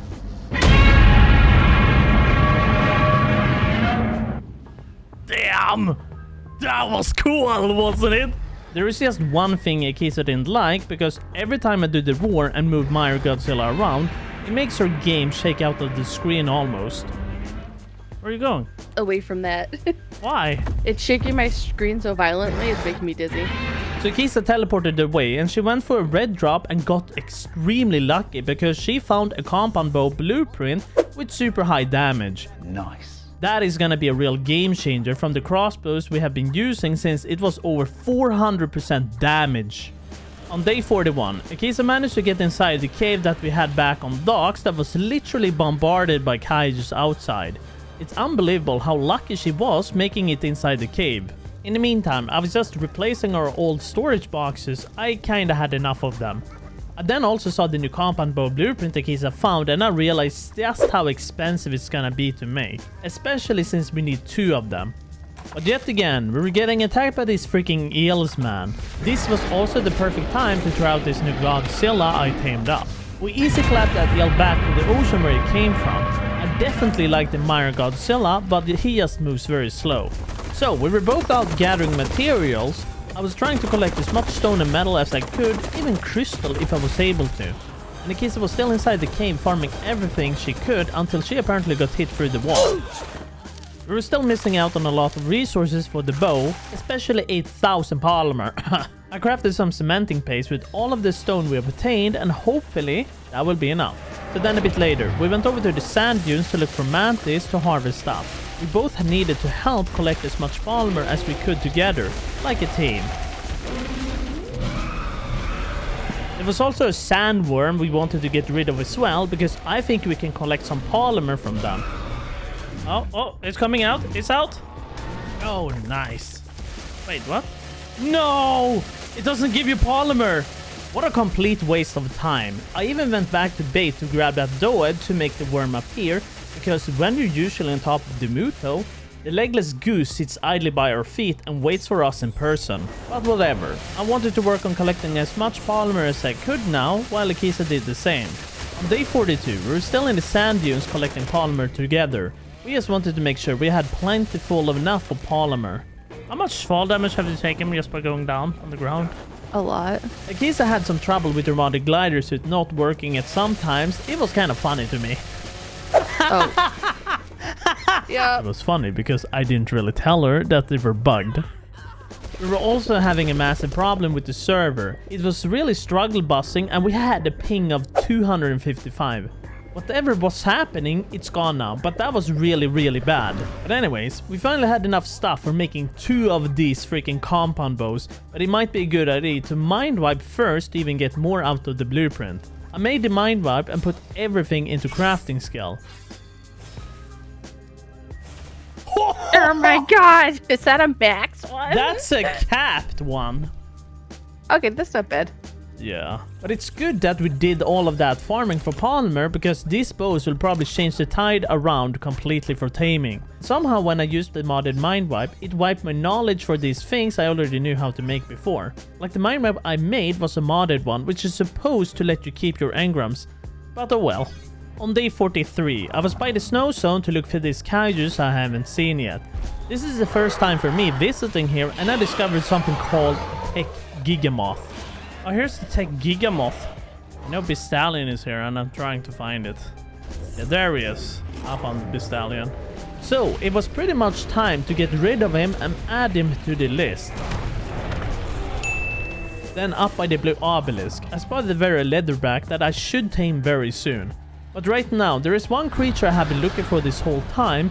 It's a robot and he's holding up somewhere in the volcano. No, it's not the Cherno here. That one I don't really want to tame. So when I went further up the cliff here, I actually flew into Kiryu and his rocket. Oh no! Uh-oh. Oh, you're Maywing. Found Kiryu though. Yeah, I did. And as soon as he popped into existence, goodbye world. Well, I found the robot I was looking for and his rockets found me. When I was on my way back to Kiryu, the ocean boss was creeping in closer and closer to our base. Oh my god! Like, it's gonna be really bad for us if he manages to get close to us. It'll probably wreck the base. Okay, I'm gonna be smart. I'm gonna go up on my griffin super far up in the air and take a look from Kiryu from up the skies. Okay, I know where Kiryu is now. He's on the yellow drop here, I believe. Oh, there he is! He needs element to tame? Oh, now would be a good time to try out the new track arrow here. Oh, there we go. Oh my god! Jeez! Us! Oh no! No! Not the griffin! No! Well, at least I got my Kiryu knocked out, but I lost my one and only griffin. I got back to Kiryu on my Maywing and I tamed it up in the most awesome way. And since I had my Kiryu, I wanted to test him out by fighting the Cherno Alpha. It didn't seem like the Cherno Alpha could do anything to me, it was just a one-sided fight. Oh well, that was kinda underwhelming if anything. But there was just one thing that was really broken. What? What's happening? Oh my god, you can harvest so much from this guy. What? Dude, infinite resources? Hello? That should really keep us going for a good while. Now I know who to farm whenever we need more metal. Anyways, that's another one to the list. Pressing on to day 44, Akisa wanted some help to tame another queen bee because the beehives weren't making honey fast enough at home, so Akisa couldn't get her Mothra anytime soon.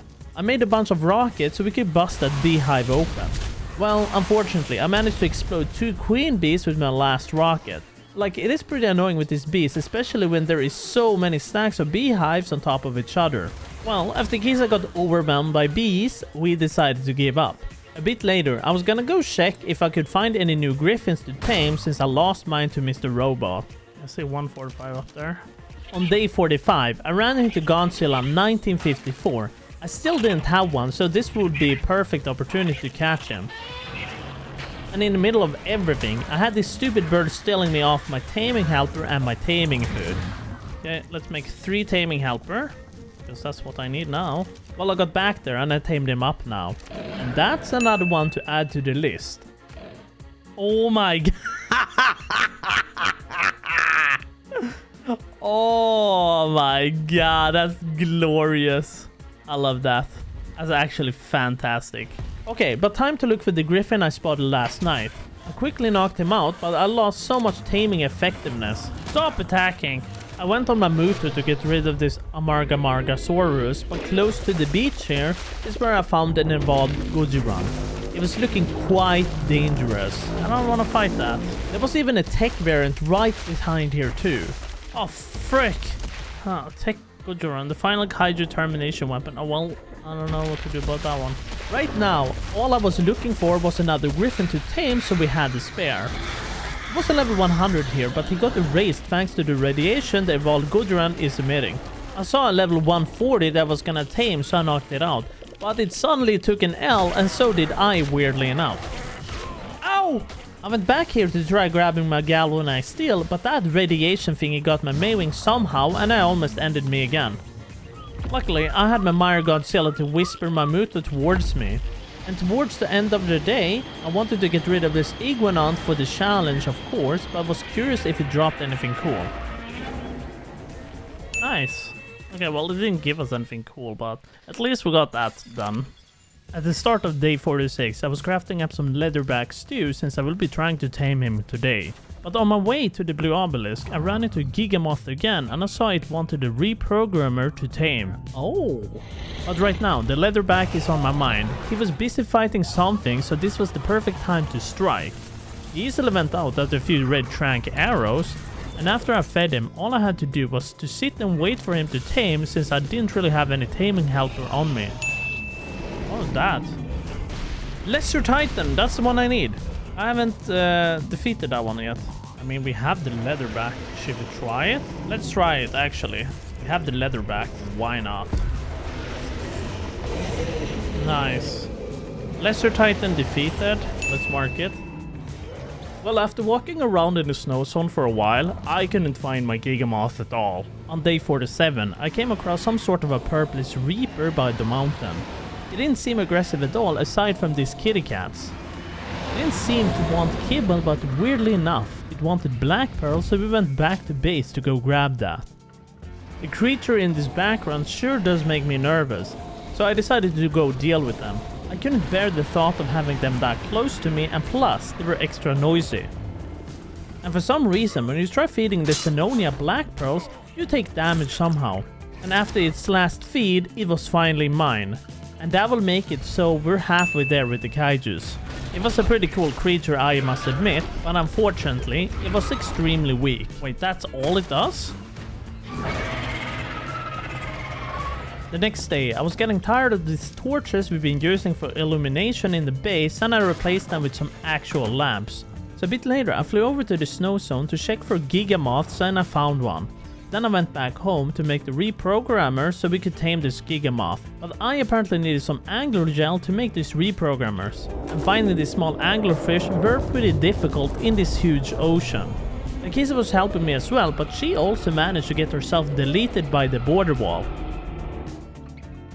On day 49, we were still farming angler gel in the ocean where Akisa teleported back home only to get deleted a second time. That is really weird.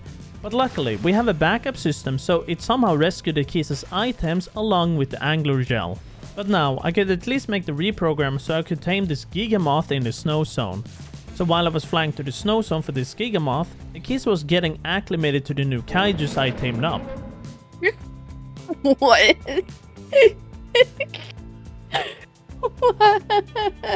Why'd that do that? Who made this? I want to be friends with them. Well, I found the Gigamoth, but I just couldn't figure out how to feed it. I also found some scary looking dudes in the distance I wanted to get rid of as well. And while I was fighting the skull crawler, another kaiju flew into the scene. Oh! Wu Long, what is he doing here? Crikey, he has spawned in on my face! I went on to my Shin Godzilla to fight him on this. He was also extremely loud to my ears.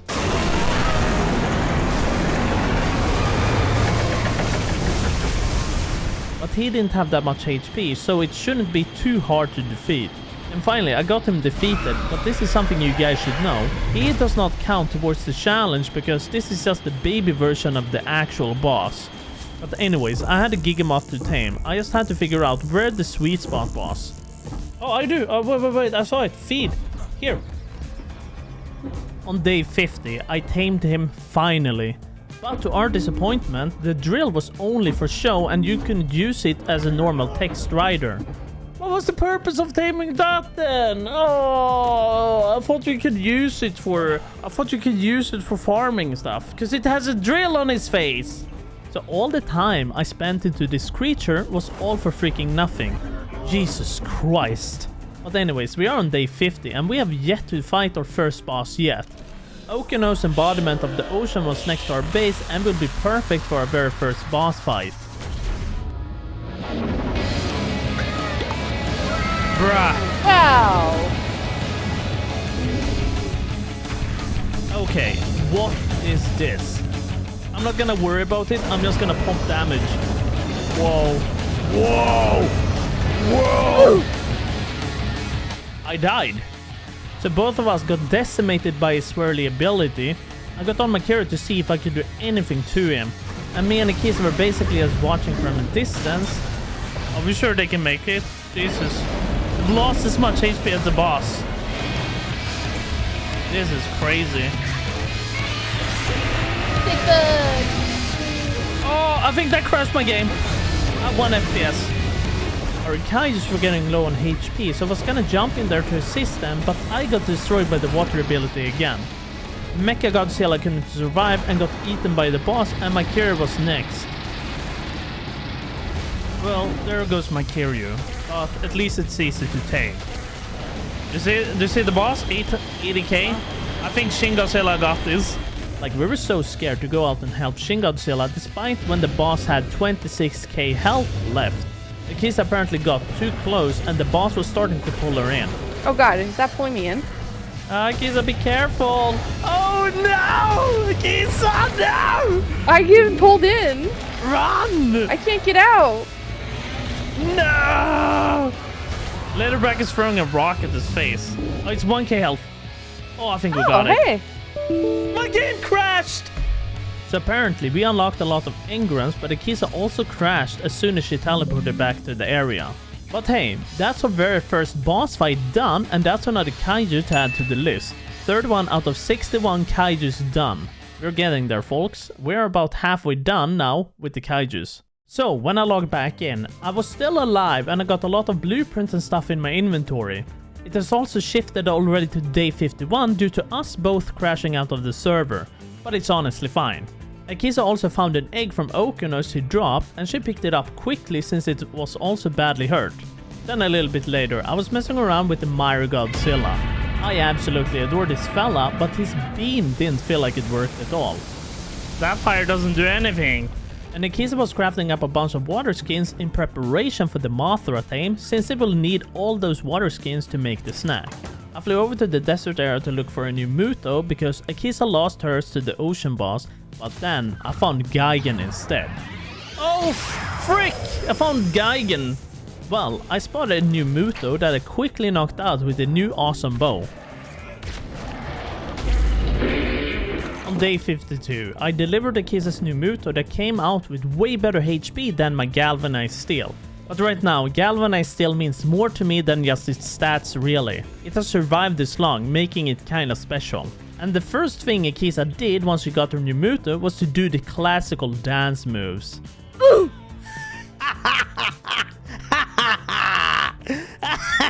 I hope we recorded that.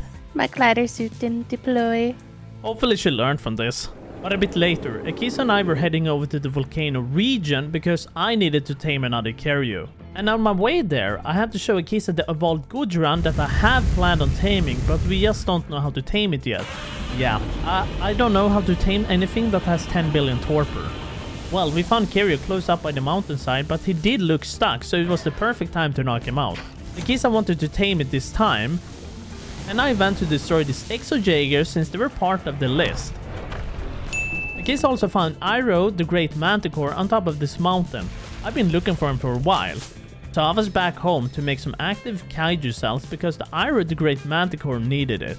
Akisa kinda knocked it out a little bit to no effort, so I didn't feel like stepping in and wasting my tranks for it. Now I got the enhanced kaiju cells and I ran up to his booty to give him the cells. I didn't really have any taming helper with me, so I had to quickly zoom back home to grab it. I got back to the manticore to give it a taming helper, but then Zuko the Great Manticore despawned and a poison wyvern appeared instead. But anyways, with Iroh the Grand Manticore tamed, let's add it to the list as complete. So, the next day, Akisa made this elder monster costume for Iroh, and it gave the manticore quite a unique look. So, the manticore had some cool different modes for his spikes you could shoot, but I don't think I will use it at all. Like, I love my Maywing and Godzilla variants. Which one do you prefer? Godzilla, not Wormy Godzilla. What do you mean, Wormy Godzilla? He's Wormy Godzilla. Change my mind. I mean, this is just crazy. I just happen to love mods, man. Me with the boys. We have the gang here, the gang. Otter gang's all here. Otter? Like, you can never have too many Godzilla. But we kinda figured out how to tame these kaijus that had like 10 billion torpor now. They have to be knocked out using a certain thing that has to be created. We need something called a Jaegi core that drops on these mechs. None of them seem to drop any, so we went a little further inland and ran into some kaijus. So when Akisa and I went up against this Colossalus, Akisa got laser beamed off her Shin Godzilla. What? Shin Godzilla? Shin Godzilla got you? What? And towards the end of the day, we decided to fight off these kaijus here. I needed to get this skeleton Godzilla defeated as well for the task. I can't get very far into my attack because he does that stun.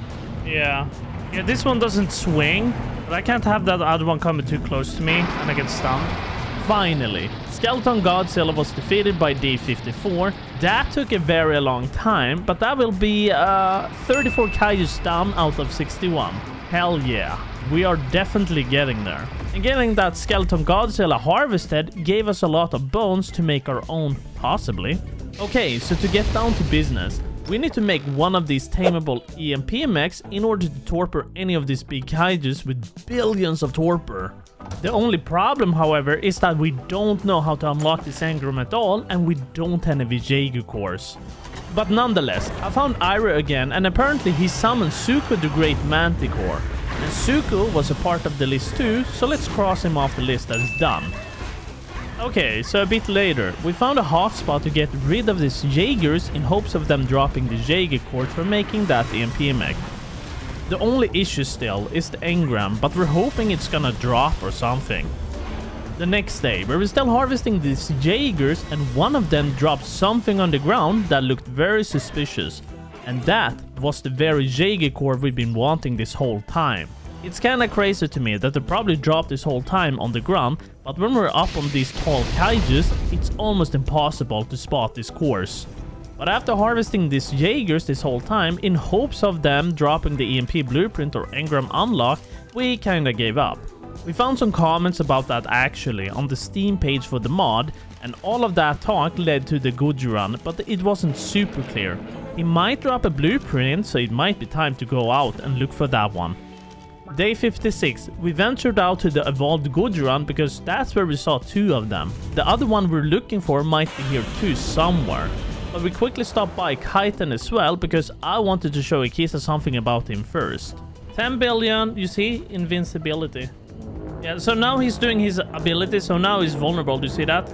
So I think whenever they're vulnerable, that would be the time to strike them or something. But anyways, we continued on our journey. But then we found Goju. He was hanging close to the edge of this fork here, so we prepared and threw out our kaijus for it. So apparently, Akisa must have fat-fingered and she dismounted from Shin. Shin Godzilla was getting heavily damaged without Akisa being on him, and she was trying to soulball it, but apparently Goju prevented her from doing it. But she managed to get on him and teleport him out of there. But with our last attack, the Goju was defeated and we surprisingly unlocked the EMP mech we've been needing. So, about Goju, I didn't want to count him off the list just yet because I actually wanted to try taming him first. Otherwise, we'll just eliminate him again and then I'll count him off the list. But anyways, a bit later, I was trying to knock out another Mecha Godzilla for Akisa since we had another high level one up. And yeah, you know, she lost hers during the ocean worm fight. But as Akisa gave it the batteries for the mecha, she got crushed by the mechanical marvel somehow. But at least we got it back again. And luckily, some of these tames aren't too difficult to tame compared to my Godzilla that required a specialized rocket that did little to no torpor at all. But back at base, I wanted to make this EMP mech so we can get our hands on a Godzilla. But we had to make these tameable normal Jaegers first to then make the EMP mech.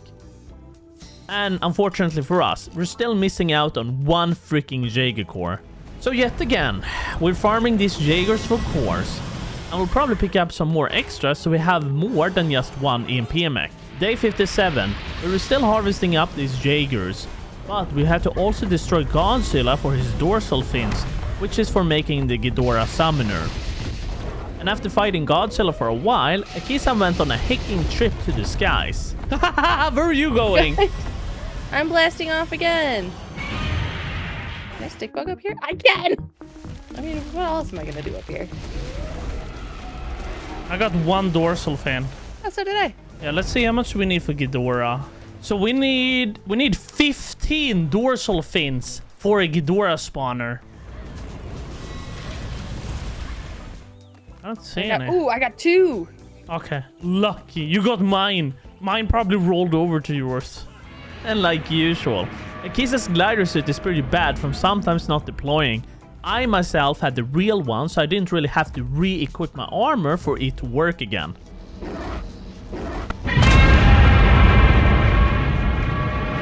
Sir. What? But anyways, it was time to make this EMP mech so we can get these special kaijus tamed. On day 58, we were ready for the Godzilla.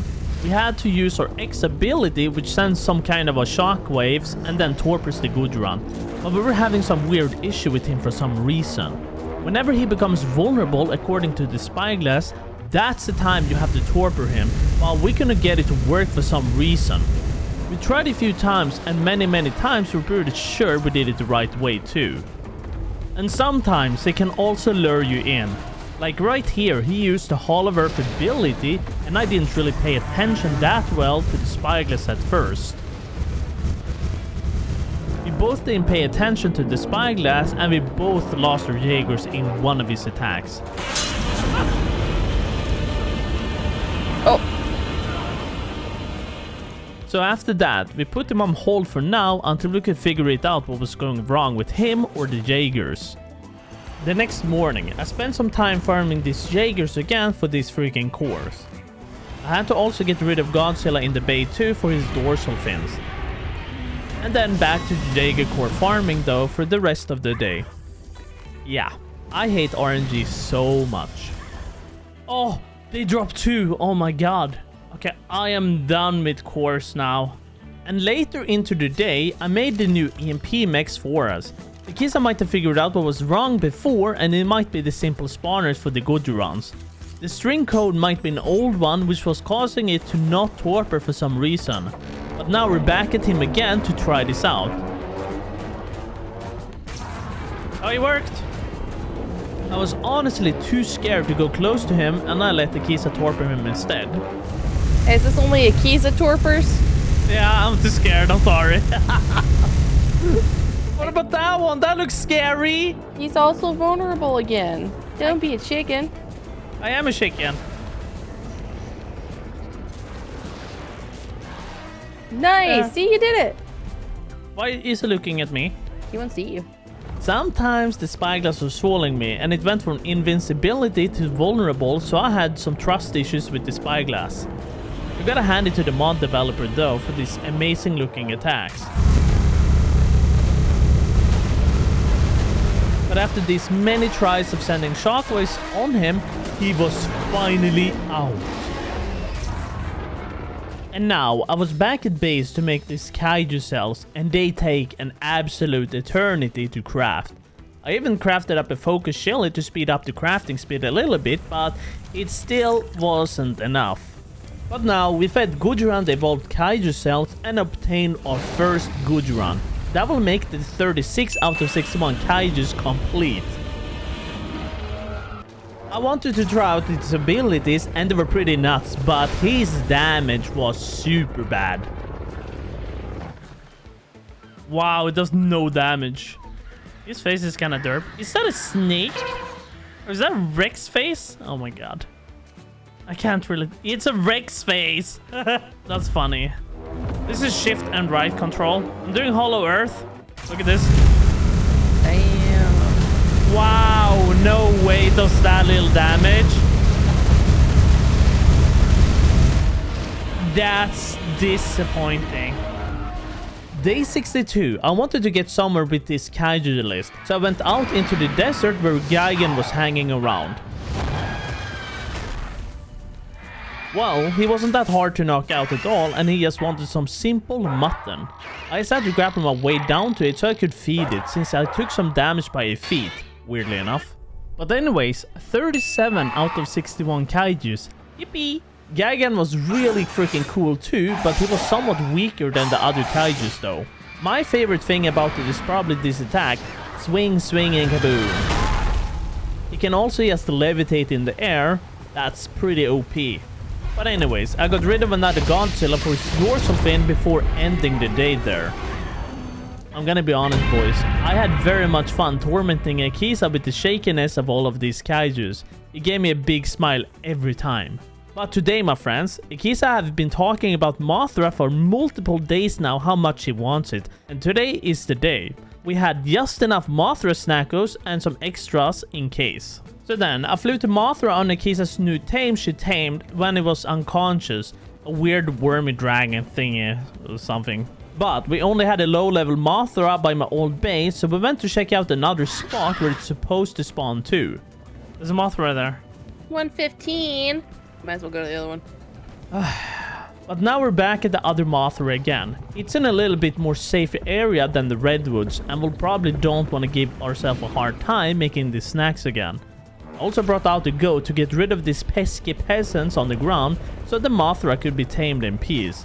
But then we had some bugs attacking Akisa and Mothra, so she lost taming progression. We just got attacked by bugs. No, really? Mm-hmm. Day 64 was kinda lame and we didn't really do anything cool besides waiting for more crops to be growing for Mothra snacks. So I went out to farm a little bit of everything like Steamberry for stimulant so we could have some more of those snackos. Then I was given a side quest from Akisa, and that was to retrieve an artifact so she could craft some sort of a skeleton Godzilla. So after a bit of googling on the internet to find an artifact, there was one towards these islands in the ocean. I was just looking for a shipwreck in the ocean where there lies a compartment you can break to get the artifact. But now, it is time for the skeleton Godzilla we've been working for. It was a pretty cool kaiju, and he can apparently summon a lot of skeleton gigas. Ooh. Spear. Oh, here's the stun. But a bit later, I wanted to get myself a high-level Godzilla to tame, but the game gave me something I thought I would need, so I got rid of it for its dorsal fin. The Godzilla that was in the bay was pretty bad too, so I got him terminated. But then, I actually found the 145 Godzilla close to the swamp that I knocked out after a few trank arrows. And then back at the base, I got the atomic fish made for Godzilla. I finally tamed up my Godzilla by the start of day 66. And Akisa was just taming up her Mothra she'd been wanting for a while, and I assisted by getting rid of anything hostile, including bugs. Mothra. After waiting for Akisa to tame her Mothra, I decided to get rid of these two for the objective. Then a bit later, it was time for round 2 of Hedora, and hopefully I won't get slayed this time. Actually, I was too chicken to walk in there to get absolutely melted off my kaiju, so I let my Kiryu take care of it. Day 67, we were fighting the overgrown bird, Rodan. He has been powered by Taco Bell and is literally throwing fart bombs all over the place. But after a bit of agonizing smell explosions, he was exterminated, making him 40 kaiju done out of 61. We still needed a few more dorsal fins, and Akisa wanted to give this one alone a try, but as I was watching, his health was barely going down. I had to intervene, otherwise she would sit there for a while. And a bit later, I was by the sand dunes again to farm up some more polymer. Most of our stuff was so expensive and the polymer was used heavily. I farmed some metal too, but then my computer exploded from all the farming. I got back in and it was already day 68. It takes an eternity loading all those 40 mods on old ARK. But either way, we had planned on going for the thermonuclear Gujaran, at least trying our best to tame it.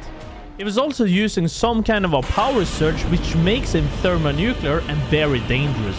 Like this one was so tricky to even get close to since he does a lot of explosions. He makes a trail of fire and produces a lot of dangerous heat all around him.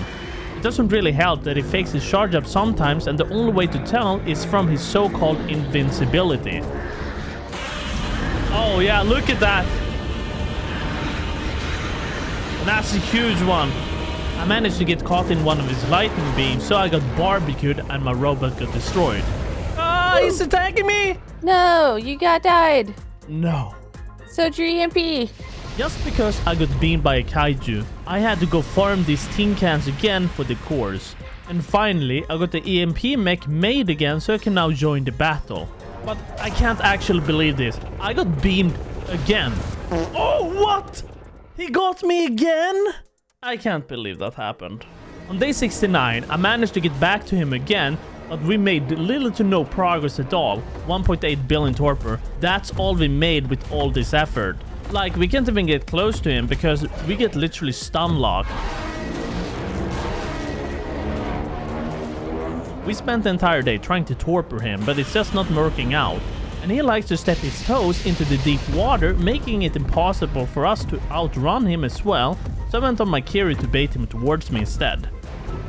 On day 70, we had enough of this thermonuclear Gujaran. We decided to attempt our best effort in catching this evolved Gujaran instead, since it had more impressive stats and damage than the thermonuclear. But I had to get rid of a lot of gigas and car sharks since there was an insane amount of them hanging by this beach here for some reason. It was a real struggle getting rid of them, so I brought in the big boy Taming Godzilla. On day 71, it was time to attempt this guy with our EMP mechs. I cleared the area of all the giga overspawns and such, but I can still get stunned by all of these peasants attacking me. And while I was dealing with those small ones, Akisa torpedoed the evolved Gujaran. It was way easier than the thermonuclear already due to not leaving any path of fire. But he was able to rain thunder upon us that left behind the radiated fire instead. What is that? Ooh, zippy zappy. I got radiation, dude. Akisa managed to get knocked out from the heavy radiation. I don't understand how, but it just happened. Oh, I'm unconscious. But yeah, this worked out a little bit better for me at least. Who's coming right at you? You're the plot now. Oh crap! We have a problem. The other Gujaran is here, on the beach. Oh no, dual Gujarans. Well, this one you can't tame. Oh frick! I'm stunned!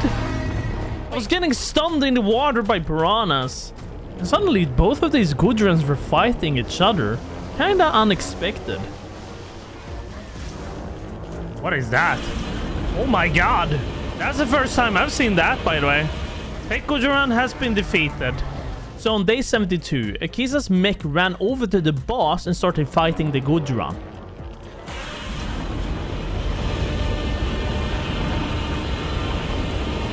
But this time around, Akisa went on my Kiryu to deal with all of the carnivores in the area where I just torpedoed the Gujaran.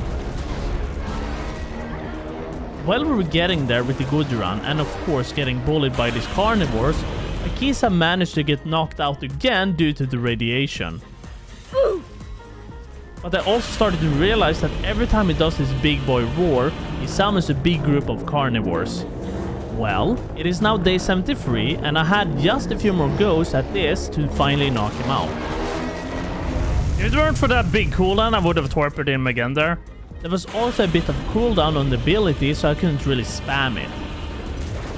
Oh god, ouchie, ouchie. Look at that. One more torpor.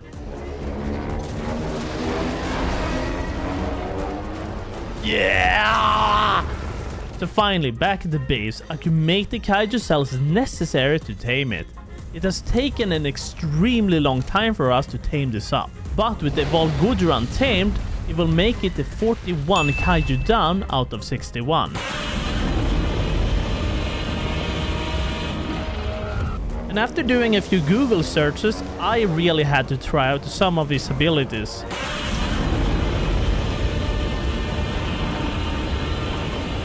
Well, since we couldn't tame the thermonuclear Gudrun because we're pretty bad at this game, we decided to defeat him to get him off the list. But it didn't go as planned for me when fighting him. Bruh! Are you serious? I literally got cooked. So I went on my Kyrie to fight him on instead. We had also sent in Shin Godzilla to the fight, but he was taking way too much damage from the thermonuclear, so I had to soul ball him. On day 74, we went back to base to give these two Godzillas some saddles we can make for them. That should probably make them a little bit more durable for the thermonuclear fight. It's honestly crazy to me how powerful and tanky these guys are. Like, even with all of these kaijus, we still have a hard time getting him to drop his health. But it's definitely pleasing to our eyes seeing these many destructions of fire and such. Despite having the new armor we made for the Gudrun, they still took a lot of damage from the thermonuclear and the Gudrun got literally cooked. But after pressing our left clicks and button smashing our keyboards for a very long time, thermonuclear Gudrun was freaking defeated. 42 out of 61 kaijus done. When I was gonna chainsaw the thermonuclear Gudrun, our Gudrun threw off an attack and got the Kisa caught in the blast. So I soul balled him, but I was quickly vanishing to the poisoning. But then I succumbed to an ant who saw this as a good opportunity. The evolved Gudrun could also summon a horde of carnivores that could also be ridden. But after soul balling the Gudrun, we noticed that we could actually claim these car shards. And towards the end of the day, we decided to start fighting this tech Gudrun. On day 75, the final Gudrun was done. We had tamed 2 and defeated 2, but these ones were pretty difficult to deal with honestly. But anyways, 43 kaijus down out of 61. Perfect. Since we were on a roll and Akisa felt pretty much done with the base, we went to fight Kaitan by the highlands. Of course, we brought in our big boy evolved Gudrun for the fight because he was an absolute monster. He was able to summon Gigas that could bleed Kaitan out, and Gudrun also radiated him. But we got Kaitan defeated without too much worry. Akisa wanted to try fighting Titania afterwards, so we ran over to the redwoods where she was hanging around. We definitely were a bit too powerful for her, but it's also one of the list of creatures to defeat. Oh, that was easy. But when he got defeated, Akisa got some relics that are apparently used to tame our own Titania. And then lastly, fought another Godzilla for its dorsal fins at the end of the day. Today, I was thinking we were gonna tame Super Godzilla so we can progress a little bit further. And Super Godzilla is a beast. But when I flew out to the cove where he wasn't present. And then, a bit later, Akisa found Fenrir so we could defeat him. He wasn't any type of a challenge at all, but oh well. 46 kaijus out of 61, done. On day 77, Super Godzilla was eagerly waiting for me in the bay. He was also gonna need an emerald shard to tame, so then I went back home to make one for him. But when I came back and was gonna tame him, he lodged himself close to the wall and actually deleted himself, just casual ARK things. So while I was waiting for a new Super Godzilla to spawn again, I took care of Godzilla in the meantime. Then a bit later, Super Godzilla was up again, but this time it was a 120. I also used my dark trank arrows this time. They're a lot more powerful than the red ones, and they did almost 1,000,000 pop in torpor. Since I was super fast at running, I had a good strat to shoot him from. I basically just flew into this canyon here, and he was too thick to even walk in here, so I easily knocked him out. But with Super Godzilla tamed, that will make it our 47th kaiju out of 61 done. He tamed up with 10 million HP. Now we're talking. I wanted to try him out by fighting his rival, Godzilla. Whoa! Whoa! Here we go. Oh, damn! Now we're talking damage, man. Alt X. I didn't do too much. Alt C. Okay, well, yeah, damn, my ears. I was basically just testing out some abilities. Here we go, one shot. Boom. And towards the end of the day, I was gonna go tame another Kiryu, so I had a backup of them. Men alltså kom igen. On day 78, I went to Akisa by the swamp since she was fighting a wild Godzilla with her Super Godzilla. She was just testing it out, but she didn't like it that much. But I left her with Godzilla so I could go and tame up my Kiryu. Anyways, a bit later we took notice that the guardians from the island map had appeared in each obelisk so we could fight them to unlock some engrams. The dragon didn't really put up a good fight against us and mostly just took the punches. Bro kinda gave up. But we got the engrams unlocked at least, and the dragon gave us a little bit of element as well. Afterwards, we headed over to the redwoods because we found a tameable Titania to tame that Akisa wanted. Akisa already had the Fey relics ready on her tool belt to passively feed the Titania to tame it. Taming Titania took like the entire day, like no joke. We had nothing to do in the meantime except just fooling around. Titania could also summon a swarm of dragons that were kinda weak. Wow, is that all? The next day, I got so annoyed about all of these Gigas and Karshos I had summoned in with my Gudrun because they gave off so much lag, so I started soulballing them. I honestly didn't know what to do with them and they didn't really disappear. They were like standing there as a permanent tame. Anyways, I flew over to the blue obelisk since Megapithecus had appeared, so it was time to fight him now for the tech ramps. Nice! And then we flew over to the green obelisk since that's where the broodmother was basically waiting for us. And for some reason there was two of them that we had to fight. Akisa could handle the fights a lot better than me since my Godzilla's arms was slightly short and couldn't reach the mommies at all. But with those bosses down, we finally have all of the tech ramps unlocked, so we could finally have some tech structures like a replicator and a generator. Back home, I made a tech replicator and I placed it down. The placement Akisa made for one was small, but it was whatever, to be honest. We were so close to finishing this mod pack. Okay, let's make generator. On day 80, it was finally time to make the Ghidorah spawner. Akisa just had to assist me, throwing the resources at my feet because I couldn't pull the items because it was too heavy. But I got it crafted up at least now, so we went over to the desert area to summon him in. He also has a very sick entrance when he enters the world.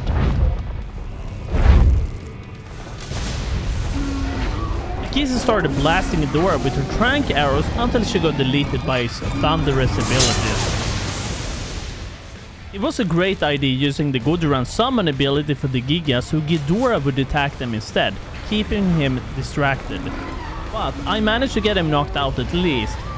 I gave it some raw mutton, but it didn't seem to take it at all. Akisa suggested I should go back home to make the exceptional kibble to try that instead. And Ghidorah actually tamed up with the kibble.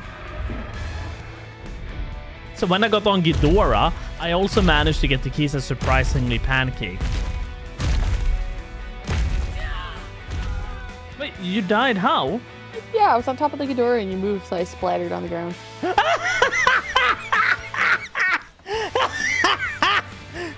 No way! But anyways, that makes it the 48 out of 61 kaijus complete.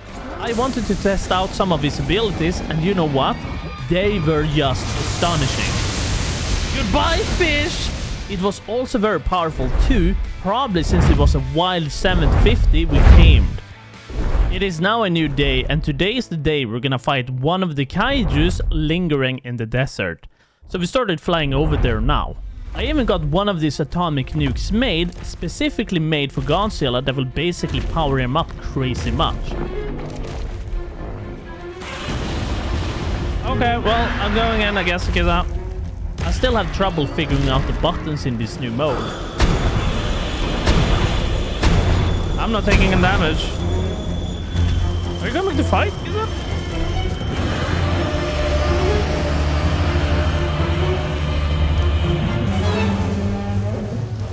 Akisa has watched me fight it on my own, or maybe she was also trying to figure out her buttons.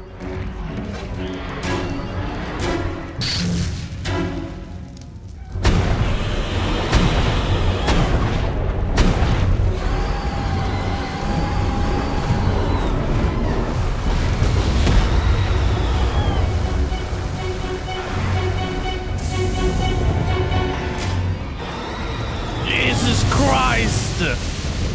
He stood no chance! Well, with destroyed, that makes it the 49th kaiju completed out of 61. But anyways, a bit later I found an owl beast and Horus that I've been looking for all this time. I really want to tame those.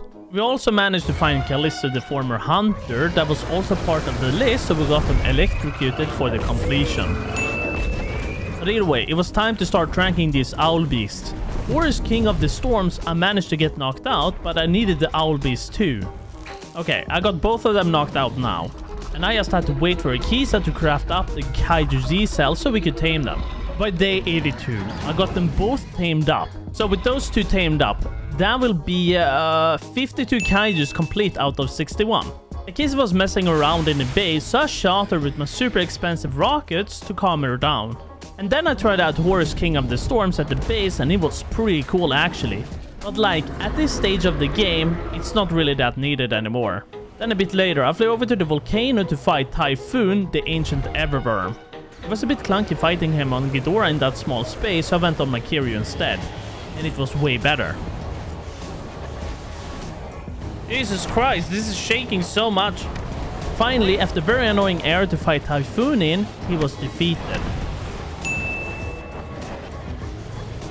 Can I just mention how awesome the destruction of Gudrun's abilities was? I could never get enough of this. But anyways, we had one of these broccolis up to fight, and this one was necessary to take down so we can fight the real thing. Take my rockets in your face or butt.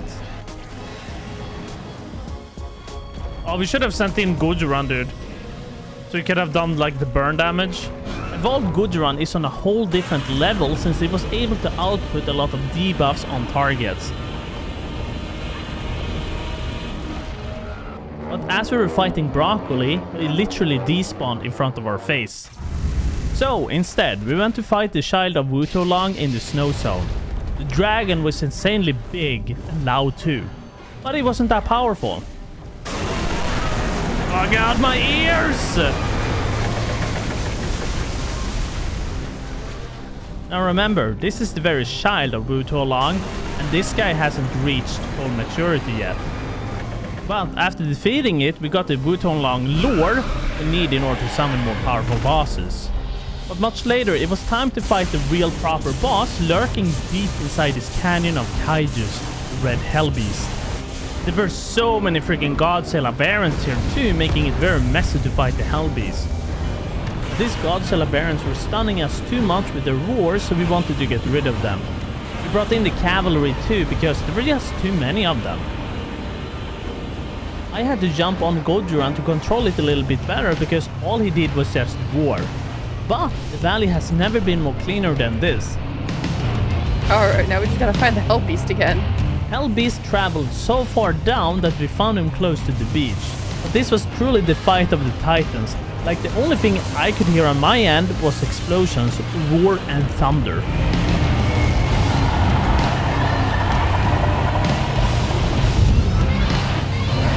It looks so silly when he jumps like that.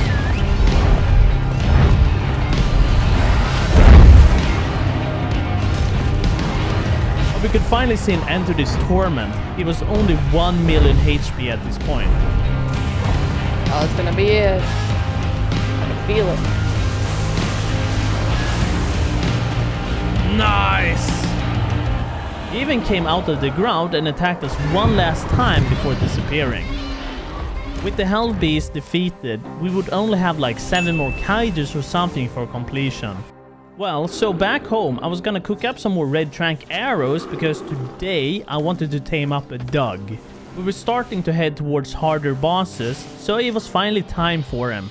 Doug was still in his home in the swamp, so time to get him knocked out. Akisa wanted to look at him closer and she got deleted by Doug. We also discussed what Doug would want to eat so we could tame it, and Akisa assumed he might want the Doug bone, despite the spyglass saying otherwise. Oh, there we go. Okay, we finally got a hold of Doug, one of the most powerful kaijus on this monster island. Jesus. Oh, come on, Doug. We got things to do. Like what? What do you have to do? We got things to do, places to be, things to eat. Isn't there a Hedora up here? Yeah, go fight him. Go fight Hedora. I'll watch. Hello, Hedora. Goodbye, Hedora. Oh my god! I got into position in the valley and let the Kisa teleport in. I wanted to witness just how powerful Doug was. Jesus! Everything is a joke to Doug. On day 86, we were gonna try making this Doug bone because clearly it wasn't for taming Doug, so it might be for something else. We were really curious about it. But we were missing out on raw salt for making the Doug bone, so we went over to the desert just to harvest some salt from these ancient bones. Akisa made the Douglas bone, so then we went over to the Mothra outpost to use whatever this is. Oh, Jesus! Really? Nah, Akisa, this can't be. You can't be serious. You can't be serious. We cannot do this. Why does he summon it at such a high level? I don't know. And while I was riding it, trying it out, Akisa was freaking trying to torpor it because she thought it was a wild one. I guess she got flabbergasted by the sight of him. But like, for reals man, this dog doesn't make it fair at all. We decided not to use this crafted one since it was way too broken to use. It did damage in the millions and had well over 100 million of HP too. But back home, I also realized I gained some levels for some stupid reason. We have no actual clue how that happened. Day 87. I flew over to one of the islands where Raijin lived. I kinda forgot about him almost, so it was time to tame him up for the Kaiju completion list. I knocked him out easily with one of my black trank arrows. I just had to go back home to craft up the altered Kaiju blood to feed it to him to tame him. And Raijin was finally tamed now though, so 56 Kaijus completed out of 61. 5 more Kaijus to go. We had Okinos next to us too, and Akisa wanted to try fighting him with her dog. I was letting Godzilla loose to attack Okinos while I was just watching from this far. Doug wasn't really doing too much than just stand there and taking it. Wow, my frames! Oh, remember when he gets defeated? He crashes your game? So thinking about that, I wanted to try soul balling my Godzilla before that happened, but I just couldn't get close. Bruh. And once I got back in, I woke up in my bed since I succumbed to Okinos when I crashed. I even managed to lose my Godzilla during that too. He didn't survive the fight apparently when we crashed out. But we managed to get the egg and hatch it. Look how cute it is! It's not cute! Well, because I lost my Godzilla due to some weird crash from Okinos, I had to tame a new one to replace mine. But I left Akisa to try taming it this time for me since I tamed most things for her already. No way!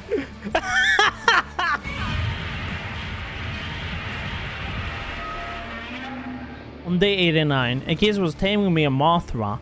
I wanted a proper flyer and my Griffin couldn't keep up with her Mothra flight speed. But as I was flying over there, Akisa tamed it up already for me. We also did the Mothra wiggle together, marking the end of day 89 with this.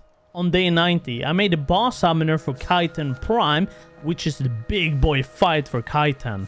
We have no clue what we're walking into, but the warning for the Kaiten Prime boss summoner made us a smidge nervous. But now it's finally time to fight Kaiten Prime. He spawned with 6 million HP and literally jumped out of the ground. But his abilities, man, they were something else.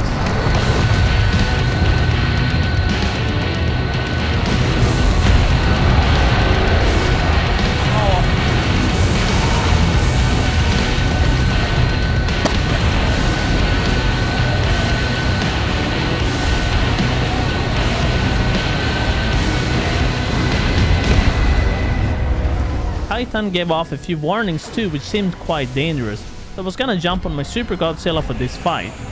Godzilla is good, but only whenever he is powered from his atomic nuke. Luckily, our evolved Gudrun could handle this fight pretty well and didn't seem to sustain too much damage. Titan even used the tail swipe ability and pushed us pretty far back. Gudrun was even off screen somehow.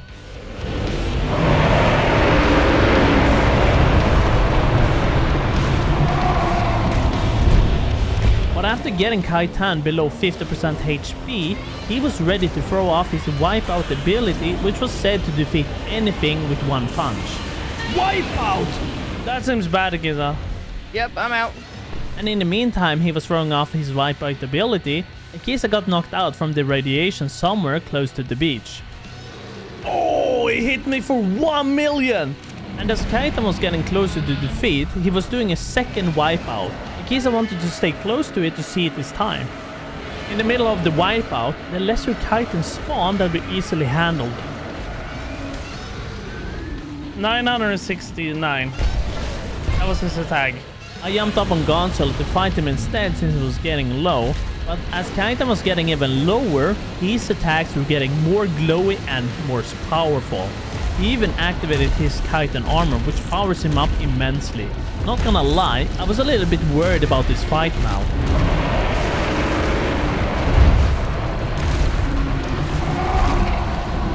Our evolved Gudran was taking hella much damage too. He was below half HP, and that was the first time we've ever seen that. I went back to Super Godzilla to continue the fight from there. Godzilla simply couldn't handle Kaitan right now, not especially since he got so powered up. He prepared for a third wipeout even when powered up, and he managed to damage me for 2 million damage. That's freaking insane. That would have been really bad on my Godzilla if I were still using him. Kaitan needs to be taken down now because we can't keep going like this. The lower HP he goes down, the more powerful he's just becoming.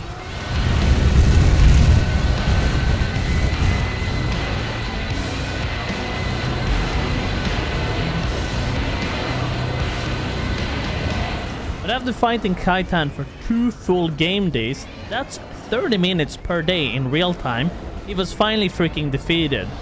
So with Kaitan Prime down, that makes it 57 out of 61 kaijus complete. We only have 4 more bosses left to take down. After we defeated Kaitan Prime, he dropped a lot of shibis for us to use that were fantastic. My Kaitan shibi was huge and actually taller than me too. But a bit later, it was time to take down the Plague Titan. I just had to wait for Kisa to arrive so we could take it down. I powered up my Godzilla, of course, because I freaking love him when it comes to being powered up. Just purely amazing. It didn't seem like the Plague Titan did anything, to be honest, and we took him down pretty fast actually. It was definitely easier than Kaitan Prime, but we can't also predict how powerful each boss will be. But anyways, with Plague Titan defeated, we only have 3 more bosses to defeat and we'll be done. And towards the end of the day, we're gonna have to fight Broccoli so we could summon the big boy Gaia. We just remembered that the last Gaia disappeared for some reason straight in front of our faces, and we didn't want it to happen again, so Kisa brought in our boy Doug to finish him off. Nice. On day 93, it was time to make the ancient Gaia boss summoner. I am really annoyed that the boss summoners have a spoil timer, and it's not like these are cheap to make either. Akisa had some issues with her game, so we kinda waited for her to fix it. But on day 94, it was finally time to fight the primal dragon Gaia Mother of Titans. It was twice the size of us, actually crazy. We didn't seem to be able to pull off a lot of damage at all to him, he was so tough. It definitely was time to bring in Doug for this one.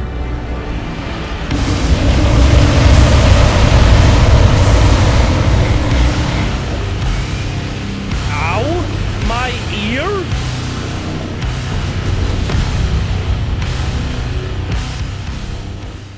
Akisa brought in Doug. This might be a fight where he can actually use Doug to its full potential. Or maybe not. He was only able to tag him for 11,000? Bro, really?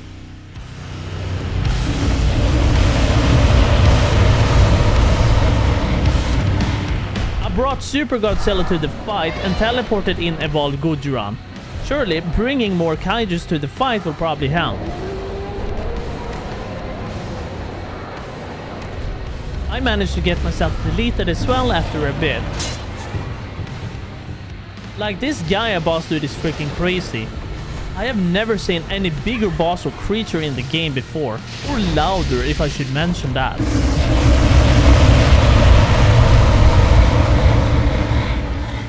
I feel like I'm losing my hearing from these kaiju battles in my earballs. Like, these creatures are so loud but also stunning. I still have no clue if there is a tactic behind this fight. All I did was just left click to attack. But a bit later, as the boss was getting closer to defeat, it somehow managed to destroy us in the process. Ah! Well, at least finally we took him down. 2 more Kaiju boss battles and we're pretty much done. He didn't really drop anything fancy, but we're not doing it for loot at this point though. We also decided to tame another dog so I could use it for myself. It seemed like these last boss fights are just turning more difficult as we progress. On day 96, we're picking up an artifact to make the summoner for our second last boss fight. Craft 1. Okay. We went over to the desert area to use the summoner, and I had already thrown out a few kaijus in preparation for it. But as we summoned it in, we couldn't see it anywhere. I flew and looked around, and I suddenly got a buff. Please don't be close to the base. Oh, there it is. And apparently the Void Ghidorah was all circling around our base. I jumped up on my Godzilla to start fighting him, but I got completely lasered down, and so did Akisa. I mean, Akisa weren't on a kaiju, so kinda her fault there. We brought in everyone to fight the Void Ghidorah, and this boss was really scary. That doesn't look good, dude. Okay, we managed to shred one of the heads. Now we have 2 more to take down. And every time it does like this lightning beam, we get lasered down pretty badly. I got pretty tired of getting thrown at my face with the bed cooldown, so I put down a lot of more beds now. Void Ghidorah's attacks were out of this world. They were absolutely terrifying. The Void Ghidorah head almost dead. 2 heads down. 1 to go. Nice. This last head went down a little bit easier than the other 2 ones, and we took it down. But with Void Ghidorah down, that makes it 60 kaijus complete out of 61. Now we only have 1 last kaiju boss left to fight. After healing up all of our kaijus, we went over to the desert area to throw out all of our kaijus in preparation for the final battle of this mod pack. It's been a fun ride, guys, and the journey here on this kaiju infested world will have to come to an end. So then, it was time for Wu Tuolong, Child of Tiamat.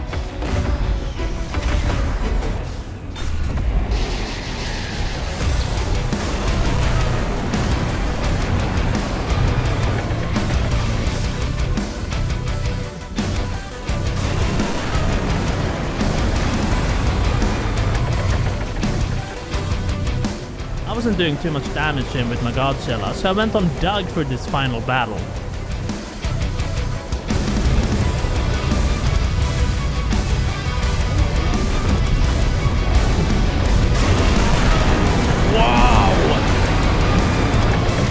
This fight has been going on for a crazy long time because day 99 is almost over too. And before we knew it, it was already day 100. Oh, he's landing. I'm stuck.